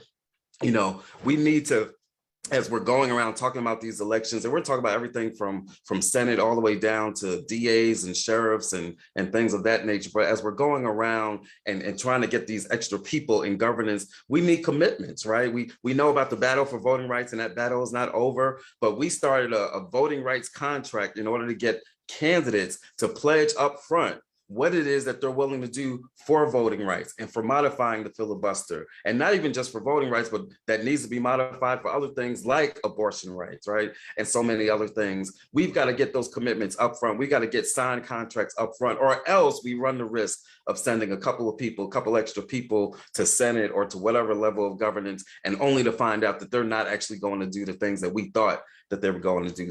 So again, you can text us to get connected to that work. Real quick, what are 2 things that we need for our collective success? One, we've got to believe, the power of belief. There's going to be a lot of people over the next 4 or 5 months talking about what it is that Black voters can do and won't do and haven't done. And we've got to believe in the power. We've got to believe that we have power, that we've got the power to shape this country. And then the last thing that I'm going to say, along with that belief, the other thing that is absolutely critical is that, and this is the thing that Melanie wanted us to talk about, the power of our unity, of us working together, right? When we work together, our history shows us that we can win. We got to remember what Brother Malcolm said. We are not oppressed because we are Christian or Muslim, because we're male or female, because we light skin or dark skin. We are oppressed because we are Black.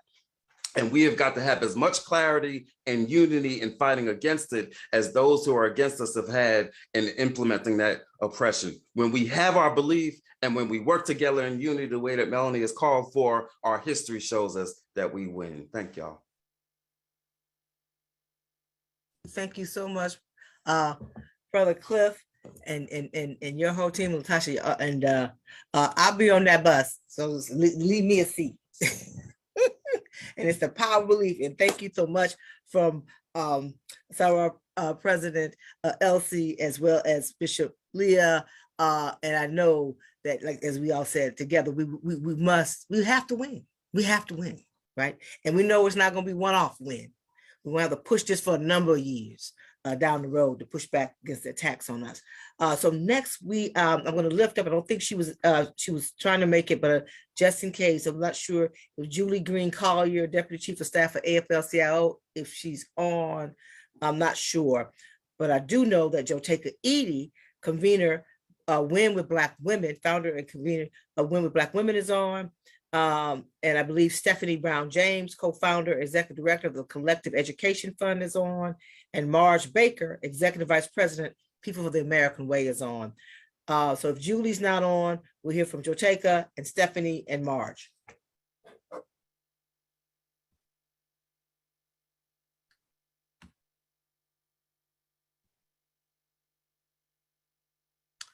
Is Joteka on, or Stephanie still? I am here. Okay, Hello. all right. My beautiful friend, my sister, my soror. It is such an honor and indeed a pleasure to be in coalition with so many allies, friends in this movement, and so many sisters. I really want to just bring greetings and coalition and sisterhood on behalf of Win with Black Women. Win with Black Women is a network of Black women leaders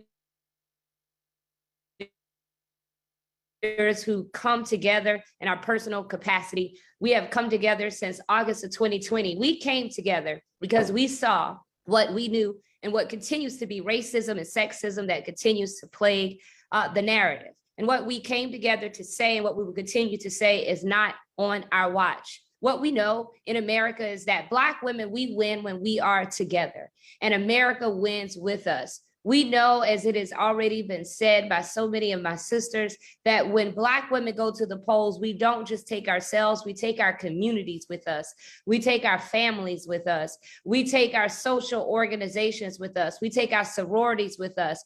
We take everyone with us to the polls. And for so many years, we as Black women, we have taken democracy over the line with us. And we are so committed. The women of Win with Black Women, in coalition with all of our sisters, we are committed to doing everything that we know we must do to ensure that we take democracy over the line again in November of 2022.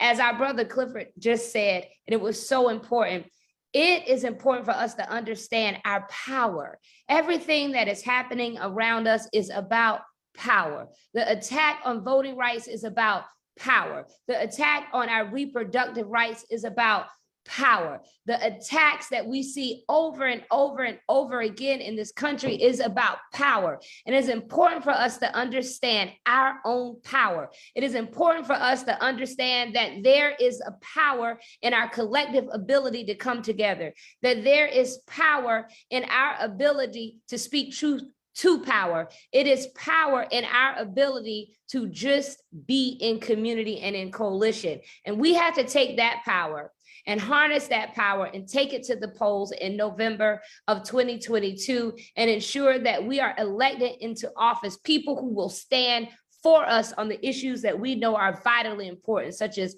voting rights, our reproductive rights, and ensuring that we can live and walk and thrive in this country with the dignity that we all deserve. So we stand in coalition with this great campaign. We are standing and ready to do what it takes to make sure that we once again do it again. Thank you so much. Thank you so much, Sister Joteka. I'm not sure if Stephanie's on. I think she had to step She's on. away. Oh, she is on. Okay, okay. All right, Stephanie, thank you. And then following her would be Marge Baker. Thank you so much, Sora Melanie. I can't thank you enough for the leadership you continue to provide to all of us. You are the great convener, and it is a privilege to stand with you. Hello, good afternoon, everyone. Stephanie Brown James, co-founder of the Collective Education Fund, and along with our sister organization, Collective Future, a 501c4 organization, in 2020, we were able to execute one of the largest Black voter engagement programs in the country by registering over 189,000 voters, providing over 100,000 free rides to the polls, 75,000 of those rides in Georgia alone during the runoff elections, and spending over $6.5 million on radio just to target underreached Black communities.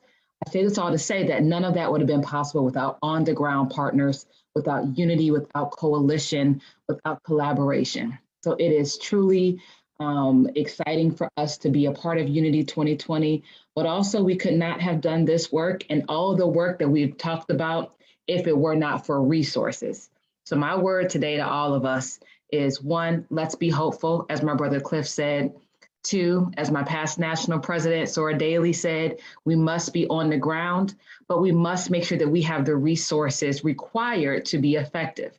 So let's all talk to those in our community who have not given yet this cycle.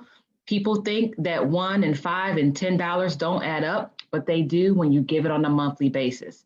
All of us need resources to do this work. So let's make sure that we are digging deep in our communities, asking them to not only volunteer, but also to give some change to make sure we can make change in our communities. There are donors who are sitting on the sidelines right now, not supporting the nonprofit, nonpartisan work that we all have going on. This is the time for us to call them all to the carpet, that we cannot afford to have them wait until September and October to help us do this critical work, which is most necessary now. So please know that the Collective Education Fund, Collective Future, we stand with you. We are excited for the work that Unity 2020 will surely do to change, to protect democracy in this country. Thank you. Thank you. Thank you so much, Stephanie. I like that award in the background. That's one of our Spirit of Democracy honorees. And so it's really good to see you. And thank you so very much. Next, we'll hear from Marge Baker, Executive Vice President, People of the American Way. Following her is Reverend Michael McBride, Director of Urban Strategies, Live Free Campaign. And following Reverend Pastor Mike will be Holly Holiday, Esquire President, Sisters Lead, Sisters Vote. Marge, Pastor Mike, and Holly. Thank you so much, Melanie. I am honored and privileged to be representing our president, Ben Jealous, who couldn't be here today. And I am humbled to be on this call with such incredible leaders. And Melanie, I can't tell you how much I treasure and respect your organizing and your leadership. It's just, it's incredible and it's inspiring, and it's so much a privilege to be part of this. We are in this, People for is in this, and I will repeat what a lot of people have said, the stakes could not be higher. This is a midterm election where the stakes could not be higher. It is essential that we do this in unity with one another, and we are here to help in any way that we possibly can. And it is about so many of the issues we talked about. It is about the courts. It is about racial justice. It is about economic justice. It's about environmental justice. It's about LGBTQ equality. We can go on and on and on. Every single issue we care about is at stake in these elections, and we have to do this together. And the last thing I will say, I really appreciate Stephanie's call to fund this. With this, we can't wait to the last minute to fund the effort that is required here. So I want to shout out that, and just again say, privilege and honor, People for is in this to do whatever we can. The stakes could not be higher. The issues are critical, and our power is our vote, and we need to exercise that. So thank you so much.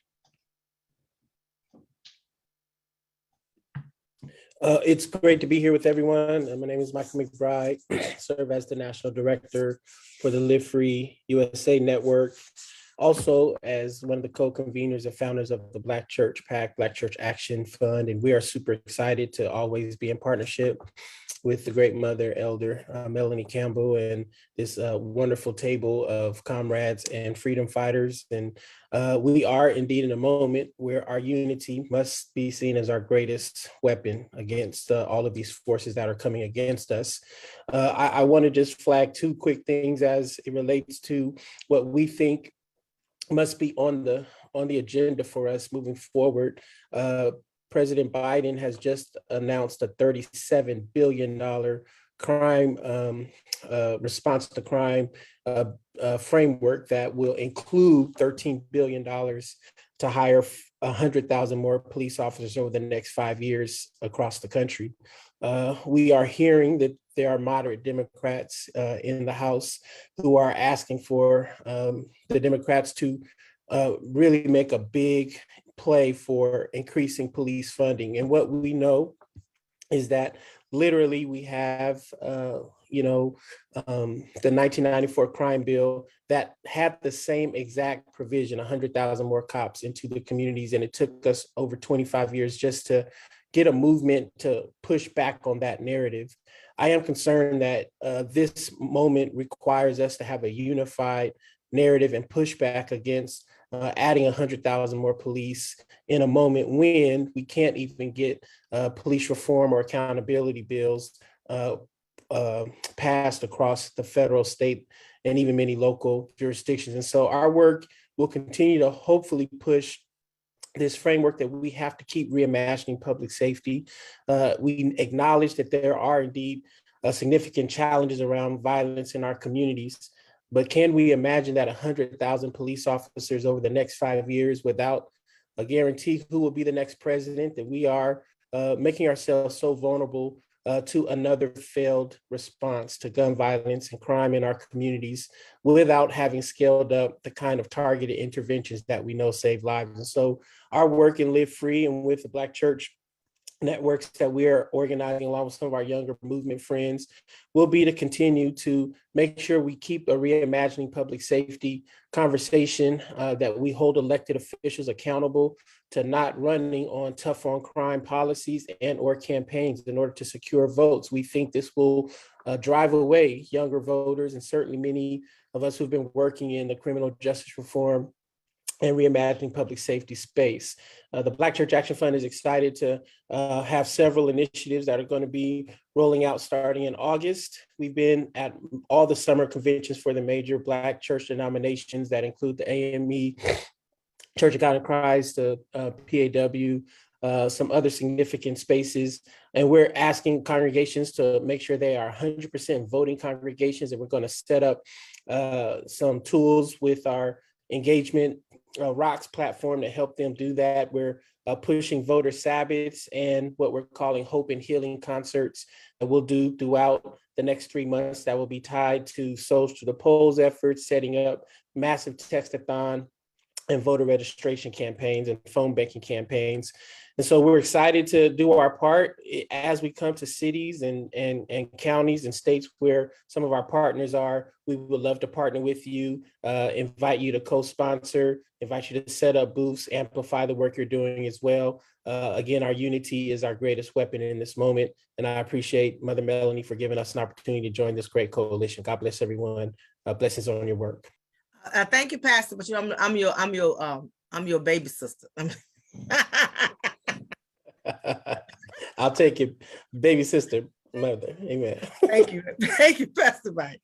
Holly, and then we're going to move Deborah Scott, who I know is in Georgia. I'll pull her up because she has something she's got to get to. So after Holly Holiday, Deborah Scott from Georgia, stand up. You're on mute, Holly. It is always a pleasure to be in community with the National Coalition. I feel like I just came on back home.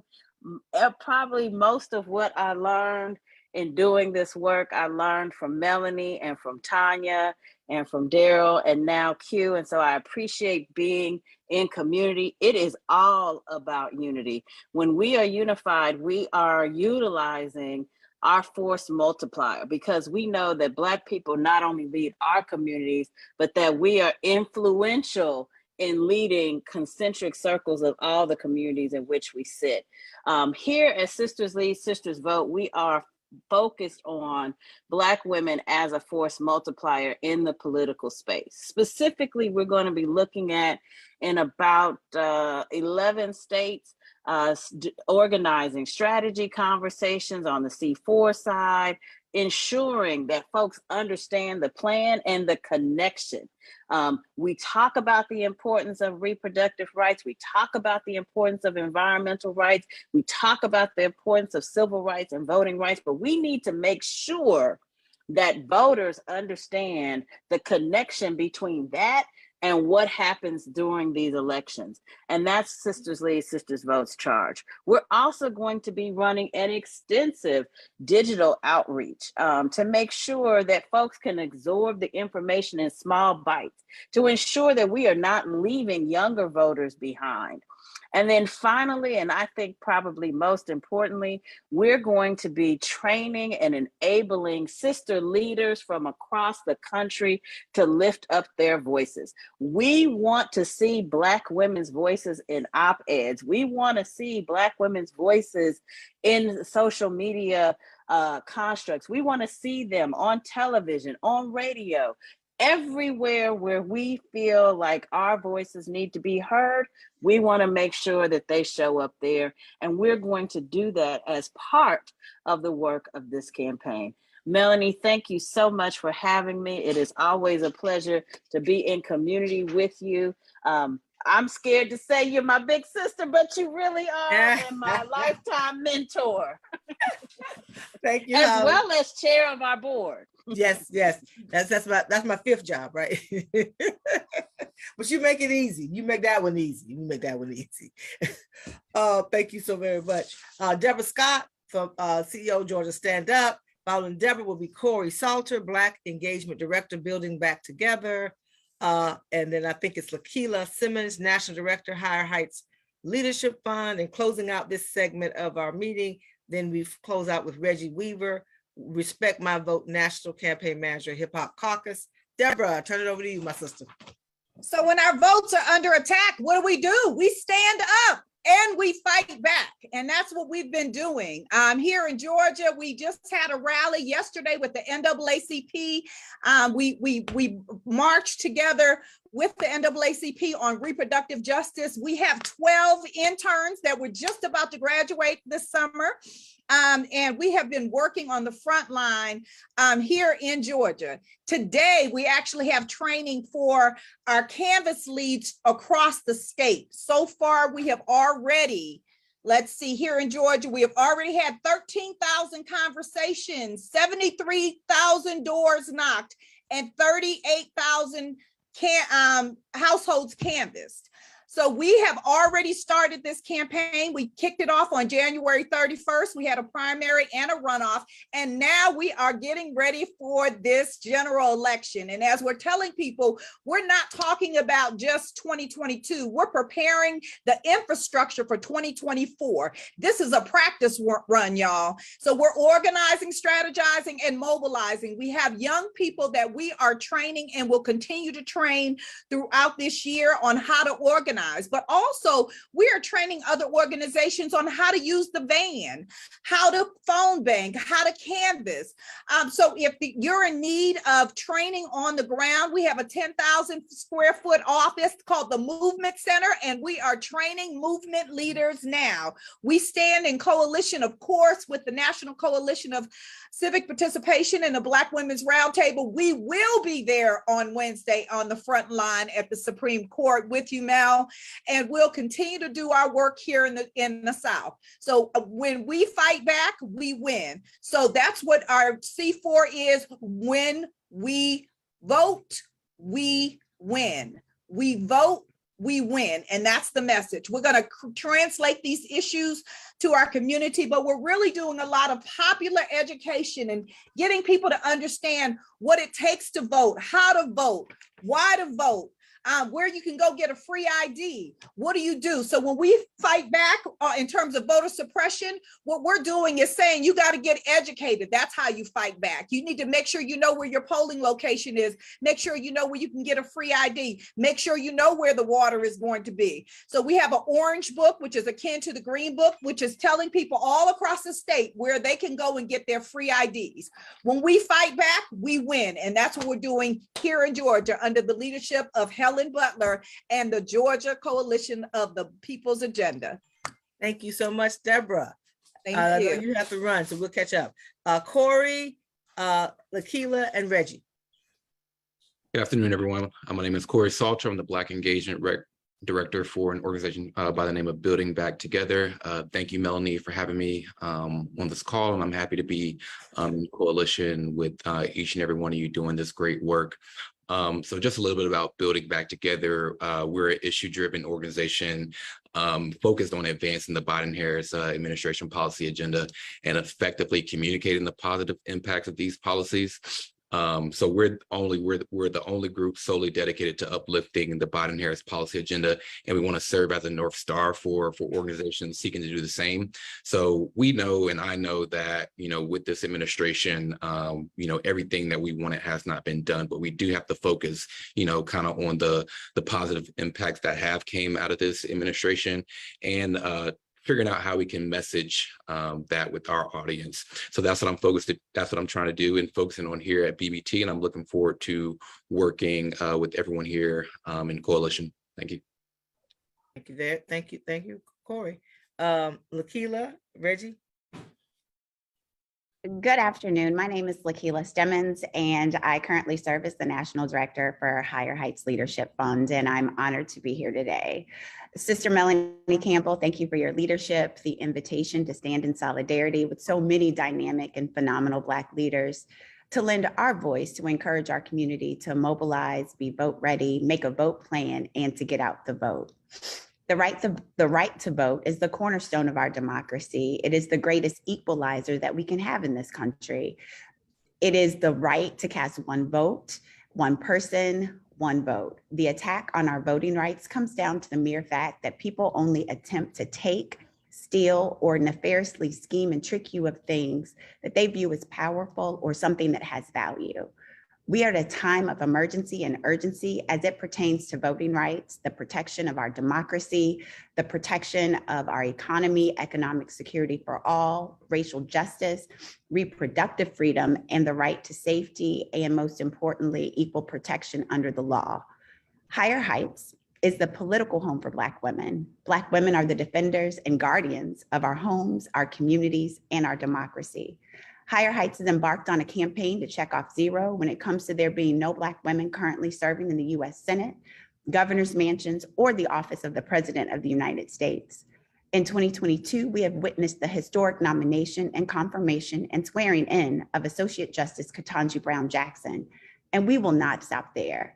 We have work to do. We have U.S. senators, governors, legislatures, and judges come November that we must elect. The right to vote was bought and purchased by the bloodshed of our ancestors. We stand here today on the shoulders of phenomenal women like Ida B. Wells, Mary McLeod Bethune, Dorothy Heights, and Higher Heights North Star Shirley Chisholm, in solidarity with sisters like Melanie Campbell, Dr. Janetta B. Cole, and Sister Cleola Brown in their absence, Dr. Thelma Daly, Attorney Janice Mathis, Bishop Leah Daughtry, and Joteka Edie, as the conscience of our democracy, to declare that voting rights is the answer to demanding economic justice, racial justice, reproductive freedom, safe neighborhoods, and statehood for the District of Columbia. Sister Melanie, God bless you. And on behalf of Glenda C. Carr, Higher Heights Leadership Fund's President and CEO, thank you for allowing us to join you today and for being a Black woman who leads. Thank you, Lakila. Thank you all for your leadership, and Glenda and your whole Higher Heights family. We appreciate you all so very much. So say when Black women lead, we win. I think Q, you said you have Reggie Weaver's update. You want to give us Yes, that? ma'am. Okay. Yep, he had to run to his next meeting. But the Hip Hop Caucus is focused on 5 states for the midterms: Georgia, Louisiana, North Carolina, Pennsylvania, and Wisconsin. And their focus is registration, election protection, and addressing voter apathy among 18 to 40-year-olds. They also have a special emphasis on helping those returning from prison to understand their voting rights. So more information about their voter engagement work can be found at www.respectmyvote.com. Thank you. Thank you, thank you, thank you. Thank you so very much. And now for the final quarter of this launch, last and certainly not least, we're going to hear from some more of our state leaders, leaders who live in the states. That's how I like to put it. On a theme of the power is in the states and organizing updates. And we want to know what's happening on the ground in these battleground mid-Atlantic states where we are focusing on for our unity campaign. These are our state affiliate leaders and partners. And so we're going to start off with the state of Florida, and then we're going to do Florida, Georgia, and Ohio. And I'm not sure, not everybody could stay on, and we get that, but I believe Solange Benton, convener, Florida Coalition on Black Civic Participation and Florida Black Women's Roundtable, is on. I'm not sure if the Black You Vote is on. If she is, Solange, bring her on. Helen Butler, Executive Director, Georgia Coalition for the People's Agenda, and Felicia Davis, convener, Clayton County, Georgia Black Women's Roundtable, and P.D. Talley, convener, Ohio Unity Coalition, co-convener, Ohio BWR, and it's on, I believe. So Solange, Helen, Felicia, P.D., and if you have Black You Vote leaders on, bring them on. Good afternoon, everyone, and thank you, Melanie, for your leadership and bringing us all together in this unity campaign. Marion should be on. She did have a class. She is a student at FAMU, but she's going to try to step out and come on, so hopefully she got on. But quickly, what we're doing here in Florida, we are engaging our young folks, as well as we're going to be partnered with our 4 HBCUs. We did it back in the fall. We're going to do it again coming this fall with our HBCU tour with Black Youth Vote. And so they're going to be starting that and engaging it. We're going to be putting up billboards across the state, especially around the HBCU campuses, to really make sure that the young folks are ready to vote. They go back to school in August. So we're going to be definitely putting some billboards up so they can have visual as they go in and out of the campuses. Also, we're going to be, every Monday we do a Sister to the Power talk, and we're educating across the state 30 or more, sometimes 50 sisters across the state of Florida. We're educating them on their rights, knowing their rights, that they go back out into their grassroots leaders and they go back into their communities to educate them on what we're educating them on Monday night. So we do that every Monday night. And I also invite any partners that's on the phone, if you would like to be a speaker to that group, please let me know so we can uplift your campaign and also uplift what you all do in your organization. If you have chapters or some context in Florida that we can help build together in Florida around this campaign. Also, we are working with our churches where we're doing some voter education as well, like getting your house in order with the churches. We are definitely doing personal in Florida. We chose not to do the traditional campaign, but we are doing definitely personal organizing and relationship organizing, because we want to make sure when you talk about trusted messengers that you're talking to your families, you're talking to your friends, you're talking to the people in your circles that you have influence over, to make sure that we're not missing the key component that people need to get out to vote, that they have the power. So we're talking about, you got the power to talk to your families, you got the power to talk to your churches, you got the power to talk to your children, you got the power that who you pay a light bill or somebody asks to borrow some money or whatever, you have the influence and you have the power and you're the trusted messenger. If they trust you to borrow some money, they trust you to educate them on why they need to vote in this midterm election and educate them. So we're doing a lot of education. And we've been working with our SEIU, we're working with our labor partners, AFL-CIO, we're working with our churches, Again, I said our HBCUs, we're working with them as well. We're working with a lot of our community organizations as part of our national partners, our Black Women Roundtable activists. They're part of different organizations and leaders of different organizations across the state, the NCBCP, the Links, APRI, CBTU. We have a lot of organizations, Jobs for Justice. So we have a lot of social faith unions, organizations that we work with, and they're all coming together. They look into our leadership as well. We definitely have been successful in building the Black and Brown coalition.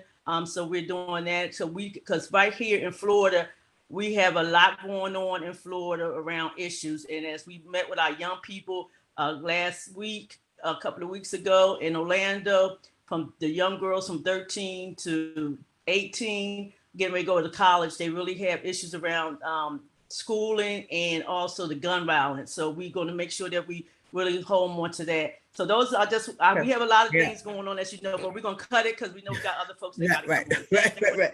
Okay. And so remember, guys, 1 to 2 minutes, so we can all get in, because the folks are having other meetings today too. Thank you, Solange. And so then, so now we'll hear from Helen Butler, Felicia Davis, Petey Talley. And then the next 3 states, and we're doing in states 3 at a time.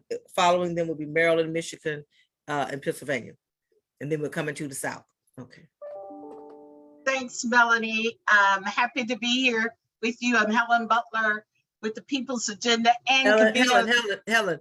We got Pete. We got. Okay, go ahead. I thought I was after. You are.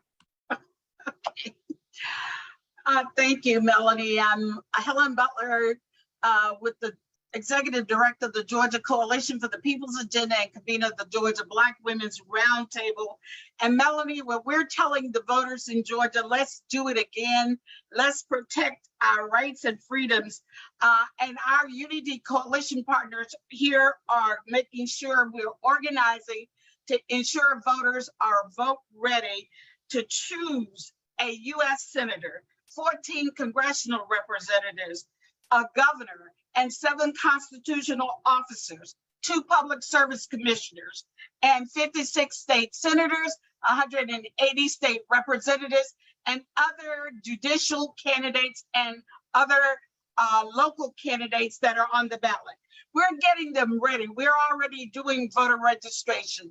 We do that 365 days a year. We're, as Solandra said, focusing on educating voters to be vote ready. So what we're doing is we're doing a Your Voice, Your Vote tour that starts on August the 4th in Athens, Georgia, at one of our offices in Athens, Georgia. So we're getting people not only registered to vote, but we're educating them. We're already providing our materials, Know Your Candidates cards. We have our election calendars that we're passing out. We have a green book for voting that tells them A to Z what they need to do to be able to vote.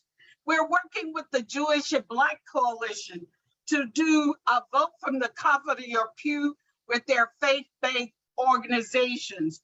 We're getting ready. We want to see the largest turnout in Georgia, just as we did in 2020 and 2021. So all of us are organizing to do that. We're establishing our jail voter registration with a lot of the sheriff's offices across the state of Georgia and our 7 offices. So we're ready, we're mobilized, we're excited, and we are going to get it done again. So let's do it again. Let's be vote ready, and we have the power. Thank you, Helen. Okay, for me, I am quick. So here in Clayton, Helen Butler and Deborah Scott are moving on, with all cylinders fired. And we are directing people in to both places. Deborah Scott with phone banking and then Helen Butler putting people on the ground. We are planning our first event for October 1st, which will be a major voter registration be starting GOTB rally. And so we are geared up to support. There's so much going on. We're going to support. And we know that the difference that was made in 2020 was strength on the ground. We are doubling back with all the people that we employed in 2020 to get some volunteer activity now, and the response has been very positive. So more to follow, and I will reserve that time. Thank you. Good afternoon, everybody. Hi, my name is Petey Talley, and I'm the convener of the Ohio Coalition on Black Civic Participation, or Ohio Unity, and the co-convener of the Ohio Black Women's Roundtable. Ohio is a state that has just been outlandish in passing some of the most regressive laws with our lopsided, hyper-partisan General Assembly, whether it's the trigger law once Roe v. Wade was overturned, or most recently a bill that permits Ohio adults to carry a concealed handgun without having a license have been signed into law. And that's why in Ohio, we are powering our vote to leverage power, protect our rights, and defend our freedoms. We had a soft launch for the May primary where we reached over 3,000 voters with information about that primary election. And now we're in the midst of a second primary election, August 2nd, due to the delayed decisions about district lines. Our state Supreme Court struck down the state legislative maps 4 times before the federal judges appointed by Trump forced implementation of a third gerrymandered state legislative maps. And just last Thursday, the Ohio Supreme Court struck down the gerrymandered congressional map for a second time, even though those districts were voted on in the May primary. So we have mass confusion here in Ohio, and that makes our work more important. On the November ballot, we have targeted Senate races, Supreme Court races, state executive branch races, General Assembly and congressional races. We've recruited male coordinators and over 50 to 80 canvassers who are ready to go. And we have our campaign set up so we can capture our contacts with the tools and websites, social and traditional media, and face-to-face events and toolkits. We plan to register new voters. We plan to warn other voters who may be in danger of being purged. We're going to educate on the new maps, when and where to cast ballots. And we have our targeting in place aimed at tens of thousands door knocks, phone calls, and text messaging. We are training Ohioans at the state capitol on Saturday, August 6th, and then rallying them on or around the 57th anniversary of the signing of the Voting Rights Act in Columbus, Ohio. We're going to be meeting on the 28th, this Thursday, hopefully with your team coming in with our coordinators so we can get all trained up and ready to go. Melanie, we want to thank you and the team at the National Coalition Unity Campaign for all of the work you all did, laying the groundwork and the blueprint for us. And we also want to thank groups like Black Voters Matter, Face United to Save Our Democracy, and others who have targeted Ohio as a tier 1 priority state and are providing some of the much needed resources we need in order to operate. Thank you so much. Thank you so much, Petey. I'm not sure if Maryland, and thank you so much, Florida, Georgia, and Ohio, leading our Unity Coalition on the ground, and so much more, and working in collaboration and partnership. It is about all of us coming together in various ways. And so thank you so much. I'm not sure if Maryland was able, I know Reverend Tony had to jump off. I don't know if Lawana or Robin is on, and if able to get her, but Maryland, and then Michigan, Tamika Ramsey, convener, Michigan Coalition on Black Civic Participation, and the Michigan Black Women's Roundtable, and Stephanie Williams, convener, Kalamazoo, Michigan Black Women's Roundtable, and following her will be Pennsylvania, and Reverend Dr. Judith C. Moore, convener, Pittsburgh Mon Valley Black Women's Roundtable, and Tiffany Dominique, if she's still on, who co-convenes our Philadelphia Unity Coalition and our Philadelphia Black Women's Roundtable. So Maryland, Michigan, Pennsylvania. And then we have about 4 more states after that, and we're done. So thank you all who were able to stay on. Maryland. Tamika, you want to go right ahead and we'll come back to Maryland? Yes, I can. Hi, my name is Tamika Ramsey, and I am the chair of the Michigan Coalition on Black Civic Participation and Black Women's Roundtable Metro Detroit. So we have a heated governor's race in Michigan, and so we are focusing very heavily on our GOTV and have started calling people, and will call Black people across the state for the next 7 days. We are also a part of the Reproductive Justice Ballot Initiative here in Michigan to change our constitution. There is a 1931 law that our governor filed suit with our state Supreme Court. And so that law has not gone into effect. And hopefully it will not go into effect until we change our ballot initiative. We had to get over 700,000 signatures because it is a very contested ballot initiative. We will also, our primary is August the 2nd. And so we will continue to do a GOTV push. We will also start doing our absentee, no reason absentee GOTV push for our general election starting September 25th, because that is 45 days before the primary. And so we will make sure that we are focusing on people. We have we have anti-voter suppression bills in the Capitol that we are also doing education and outreach for. And what we are focusing very heavily on is making sure that Black and Brown women understand the importance of our reproductive justice bill in the state of Michigan. It is not just about abortions, but also focusing on maternal health as well, and any other reproductive justice issues. Thank you. Thank you, Tamika. Is Stephanie still on? You may have had to drop off. Thank you, Tamika, and we'll be seeing you soon. Thank you so much. Next, Reverend Dr. Judith Moore from Pittsburgh, and if Tiffany Dominique from Philly is on, and then we'll move to Alabama, Louisiana, Mississippi, Virginia, and that's it for our state report outs. Right. Good afternoon. Thank you so much for allowing me to be here. Pittsburgh Newsflash. Our fair city is once again the best place for people to live in the United States.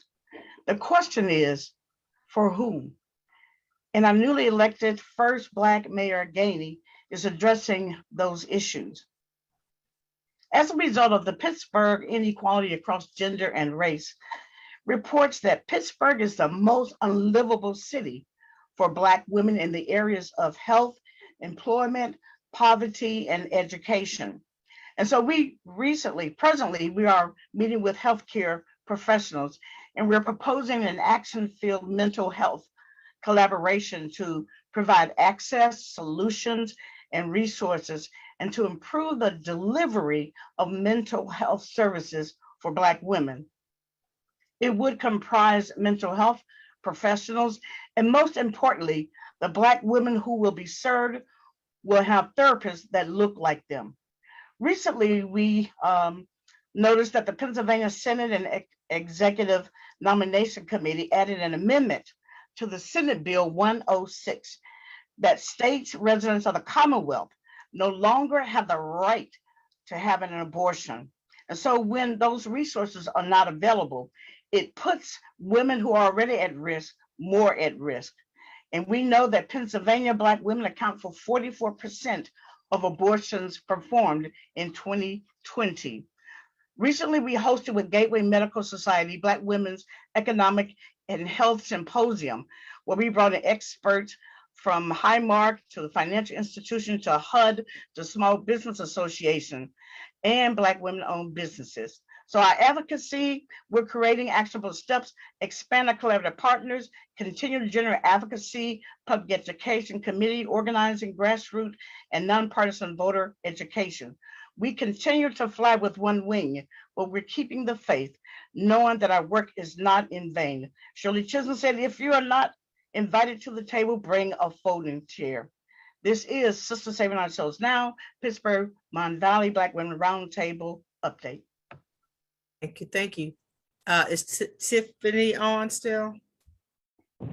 I am. Can you hear me? Yes. Thank you, Tiffany. Tiffany from Philadelphia. So I'm Tiffany from Philadelphia, and we are really just trying to do a robust education and voter registration during this election cycle, as well as election protection, and also really making sure that we let people know about accountability, because we want folks in office, and then we want to make sure that they do what they said they were going to do. And lastly, I think it's important to note that this is a powerful coalition, so we always want to know that we can come back and get questions, get revitalized when we're down, get that information and inspired by others who are doing this work. And so those are the top things that we're going to be doing in Philadelphia to get out the vote. Thank you. Thank you so much. And last and certainly not least, we have our Southern state leaders on. A couple of them are in battleground, so that's what they were. They spoke in that segment. Is Alabama. I'm not quite sure. I know I see Letitia Daniels Jackson, convener South Alabama Black Women's Roundtable. Not sure if our sister Honorable Sheila Tyson is on. I don't see her, but I do see Cassandra Welchland, co-convener and lead organizer, Mississippi Black Women's Roundtable, Mississippi Coalition on Black Civic Participation. And I see our sister Krista Jones, founder, Vote, Lead Impact, co-convener of the Virginia Black Women's Roundtable. And I don't think I see Olita Fitzgerald. If she is, let me know, and I'll just lift her name up in absentia, who is our regional partner in the South, who leads the Southern Rural Black Women's Initiative and is Southern Director for Children's Defense Fund, and in absentia, Vincent Sylvain, convener Louisiana Unity Coalition. So ladies, Letitia, Cassandra, and Krista, close us out. Okay, hello everybody. Thank you, Melanie, for your leadership. Sheila was on, but I think she had to jump off. Okay. So I'll give you a brief update for the South Alabama. We are targeting, we are continuing to target voters who are already registered but are not voting. We are holding listening sessions, and we hope to be able to do some focus groups as well to find out how we can motivate these voters that are already registered and are not voting. We have been holding intergenerational sessions with young people, as well as with some of the elders who can speak to the time when they were not able to vote, and share that education and knowledge with young voters, as well as hear from young voters as to what motivates them and what will motivate them, and what we can do to motivate them to work. We are also involved in our Alabama Coalition, Reproductive Justice Coalition, and we've been doing a lot of education around reproductive justice. And we have we are a part of, and I'm one of the plaintiffs in the redistricting fight, and we will be having our oral arguments before the Supreme Court on the Alabama redistricting fight in October 4th at the Supreme Court. And that is it for South Alabama. Hi, everyone. Thank you, Melanie, for having us on this call. So I do lead the Mississippi Black Women's Roundtable, and we too are very much involved. And as you can see, Mississippi definitely has been, in the headlines, given the Dobbs versus Jackson Women's Health organization that took this case all the way to the Supreme Court to overturn abortions. And so that is definitely front and center in the work that we have been doing, particularly around educating communities and being a part of also a reproductive rights and justice coalition to educate people about what their rights are, what they can and can't do, and how to get people to the right kinds of resources so they can take care of their health needs, but still standing in the gap and fighting the good fight around that. We understand that, of course, that these issues are also tied to the vote. And so we have definitely been talking with voters about the issues that concern them. So we know, the reproductive health issues are concerning them, of course, equal pay, all the issues around criminal justice reform. And so partnering really strongly with organizations to ensure that women have the information that they need. And so we have, again, launched to the campaign to target infrequent voters. We pulled the data around where are the infrequent Black women voters and where are the infrequent Black men voters. And we have been going into those communities doing some strong targeting because we have a lot of voters that are on the rolls, but they're not turning out. And so we're being very strategic about targeting them. And so how we're doing that, we have, so doing phone calls, sending information out, doing those kinds of things, but we're also doing judicial forums. We have a lot of Black women that are running for judges in key areas. And so we're holding forums in these areas across the state. We have 4 forums that's on the horizon. One is coming up in the next week. And so we are doing that work. The other thing we're doing is voter education, voter registration, but we're doing them in partnering with beauty shops and barber shops to do that. So going to where the people are, and we'll be doing train the trainers with these beauty, with these stylists and the barbers, because they're there every day. So we don't have to come in there every day. Let's just give them the training that they need. And then the other thing that we're doing lastly is that we are organizing and giving training with our Black Youth Vote. They're doing some incredible work over the summer. They're doing, we did a Know Your Power campaign a couple of years ago. They're reenacting that and going to be doing a sneaker ball. And with this sneaker ball, they're reaching out to their peers to engage them, vote, to register them, and to educate them on the issues, as well as a back to school drive. So we're really excited about the work that that we're doing, and just gonna keep on doing it. Thank you. Thank you. Excellent. Good afternoon, everyone. My name is Krista Jones, one of the co-conveners for Black Women's Roundtable Virginia, along with Laverne Chapman. You know, in Virginia, it's really been an interesting time for us, an interesting political situation, a lot of changes. But to be perfectly honest, what our team and the ladies we work with are just so frustrated by the fact that every year we hear the same narrative the day after Election Day. Right? That the same articles are written about how the campaigns didn't reach out, they weren't diverse enough, et cetera. So that's why, and along with all of our partners here on this call today, it has been really important for us to engage in 365-day-a-year advocacy and really encourage all of our partners to do the same and get out of that mindset, out of that election season. We also know that a lot of our sisters around the nation, but definitely in Virginia, have not felt heard and the issues that are important to us. So one of the highlights that we've been able to do this year, thanks to the National Coalition on Black Civic Participation, thankful to your leadership, Melanie, on this, is to do the listening sessions on economic mobility. This has enabled us to really learn about the specific reasons why Black women aren't able to just kind of advance economically and the reasons that we can really focus on to fix that issue. We'll be releasing a report later this fall that talk about everything from student loan debt to healthcare. And we've been able to use that to get more advocates and also focus on the issues which we know voters are really want to do. So to work along those lines of those issues we started discussing, we're going to, throughout August and September, be conducting GOTV postcard canvases, campaigns, texting, phone banking. And we also, when we talk about 365-day-a-year advocacy and leadership, it's important for us to think about obviously what's coming next. So while we have congressional elections this year, Virginia has elections every year. So our state house and Senate elections are next year. So we're going to be really working on using the momentum behind the congressional elections that we feel nationally to get people excited about 2023. And then lastly, on reproductive justice, you know, while Virginia is considered a safe haven, we are literally one vote away from that changing. So that's why it's extremely important for us to not just kind of focus on our midterms this year, but get us ready to be very active next year. So thank you, Melanie, for this time. And thank you for bringing us all together. Thank you so much, Krista.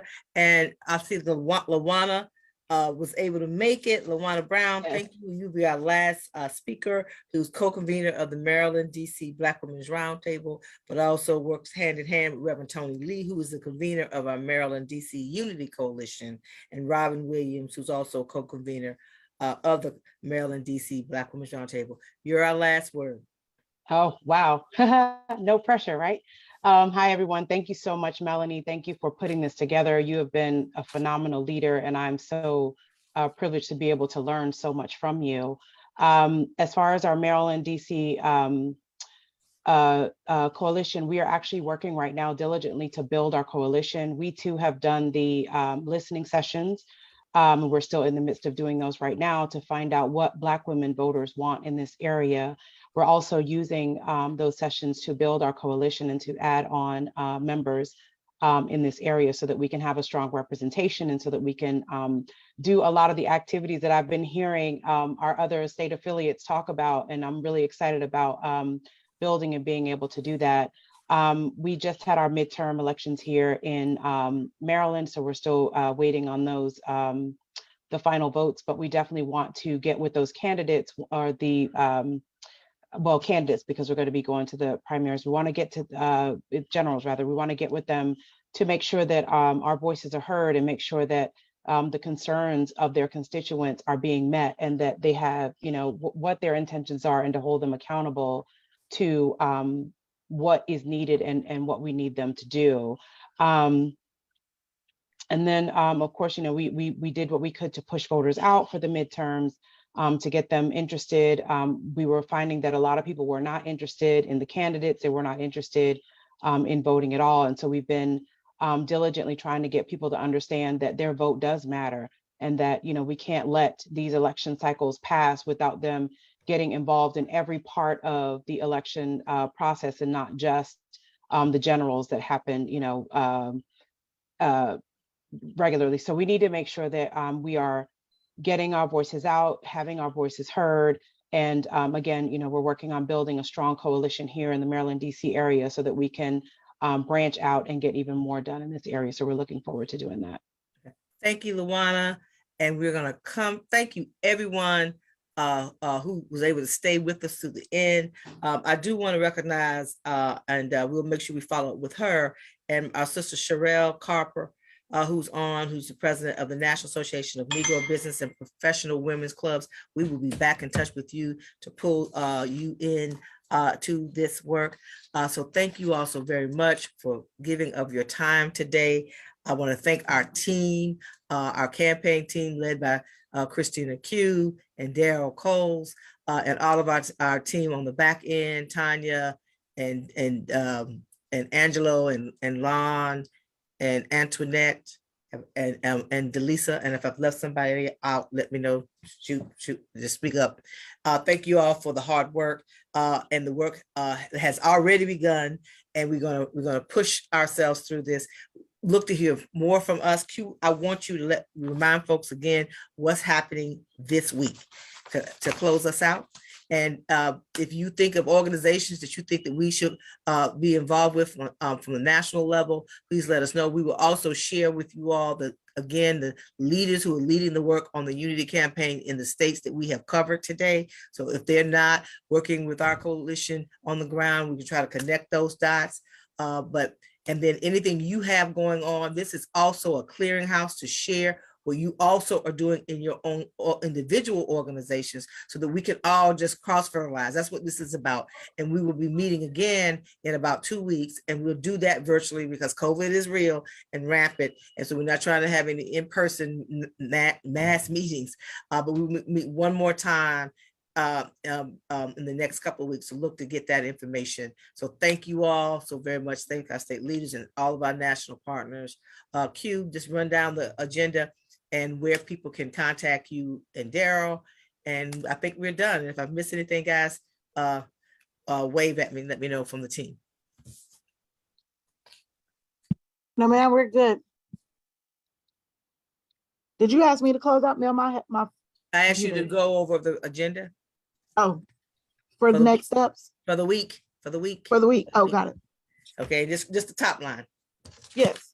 So tomorrow we'll be kicking off our Are You Vote Ready social media campaign launch, and on Wednesday we'll have our speak out, our fighting for our rights, freedom, safety, and justice speak out in front of the U.S. Supreme Court at 2 o'clock. Thursday we'll be in Ohio with a virtual phone bank with our Ohio affiliates, and we'll be in Michigan on Friday and Saturday with our Michigan affiliates with getting out the vote for their upcoming primaries. And then we will close out the week with our Black Youth Vote organizing and empowerment activities. Our poll worker and poll monitor summer recruitment drive, our Owning Your Voting Power National HBCU Challenge, and our Brothers Can We Talk conversation. So we look forward to you all being a part of those events. Thank you. Thank you. Thank you so much. Thank you. Thank you. Thank you. Y'all have a blessed rest of your day.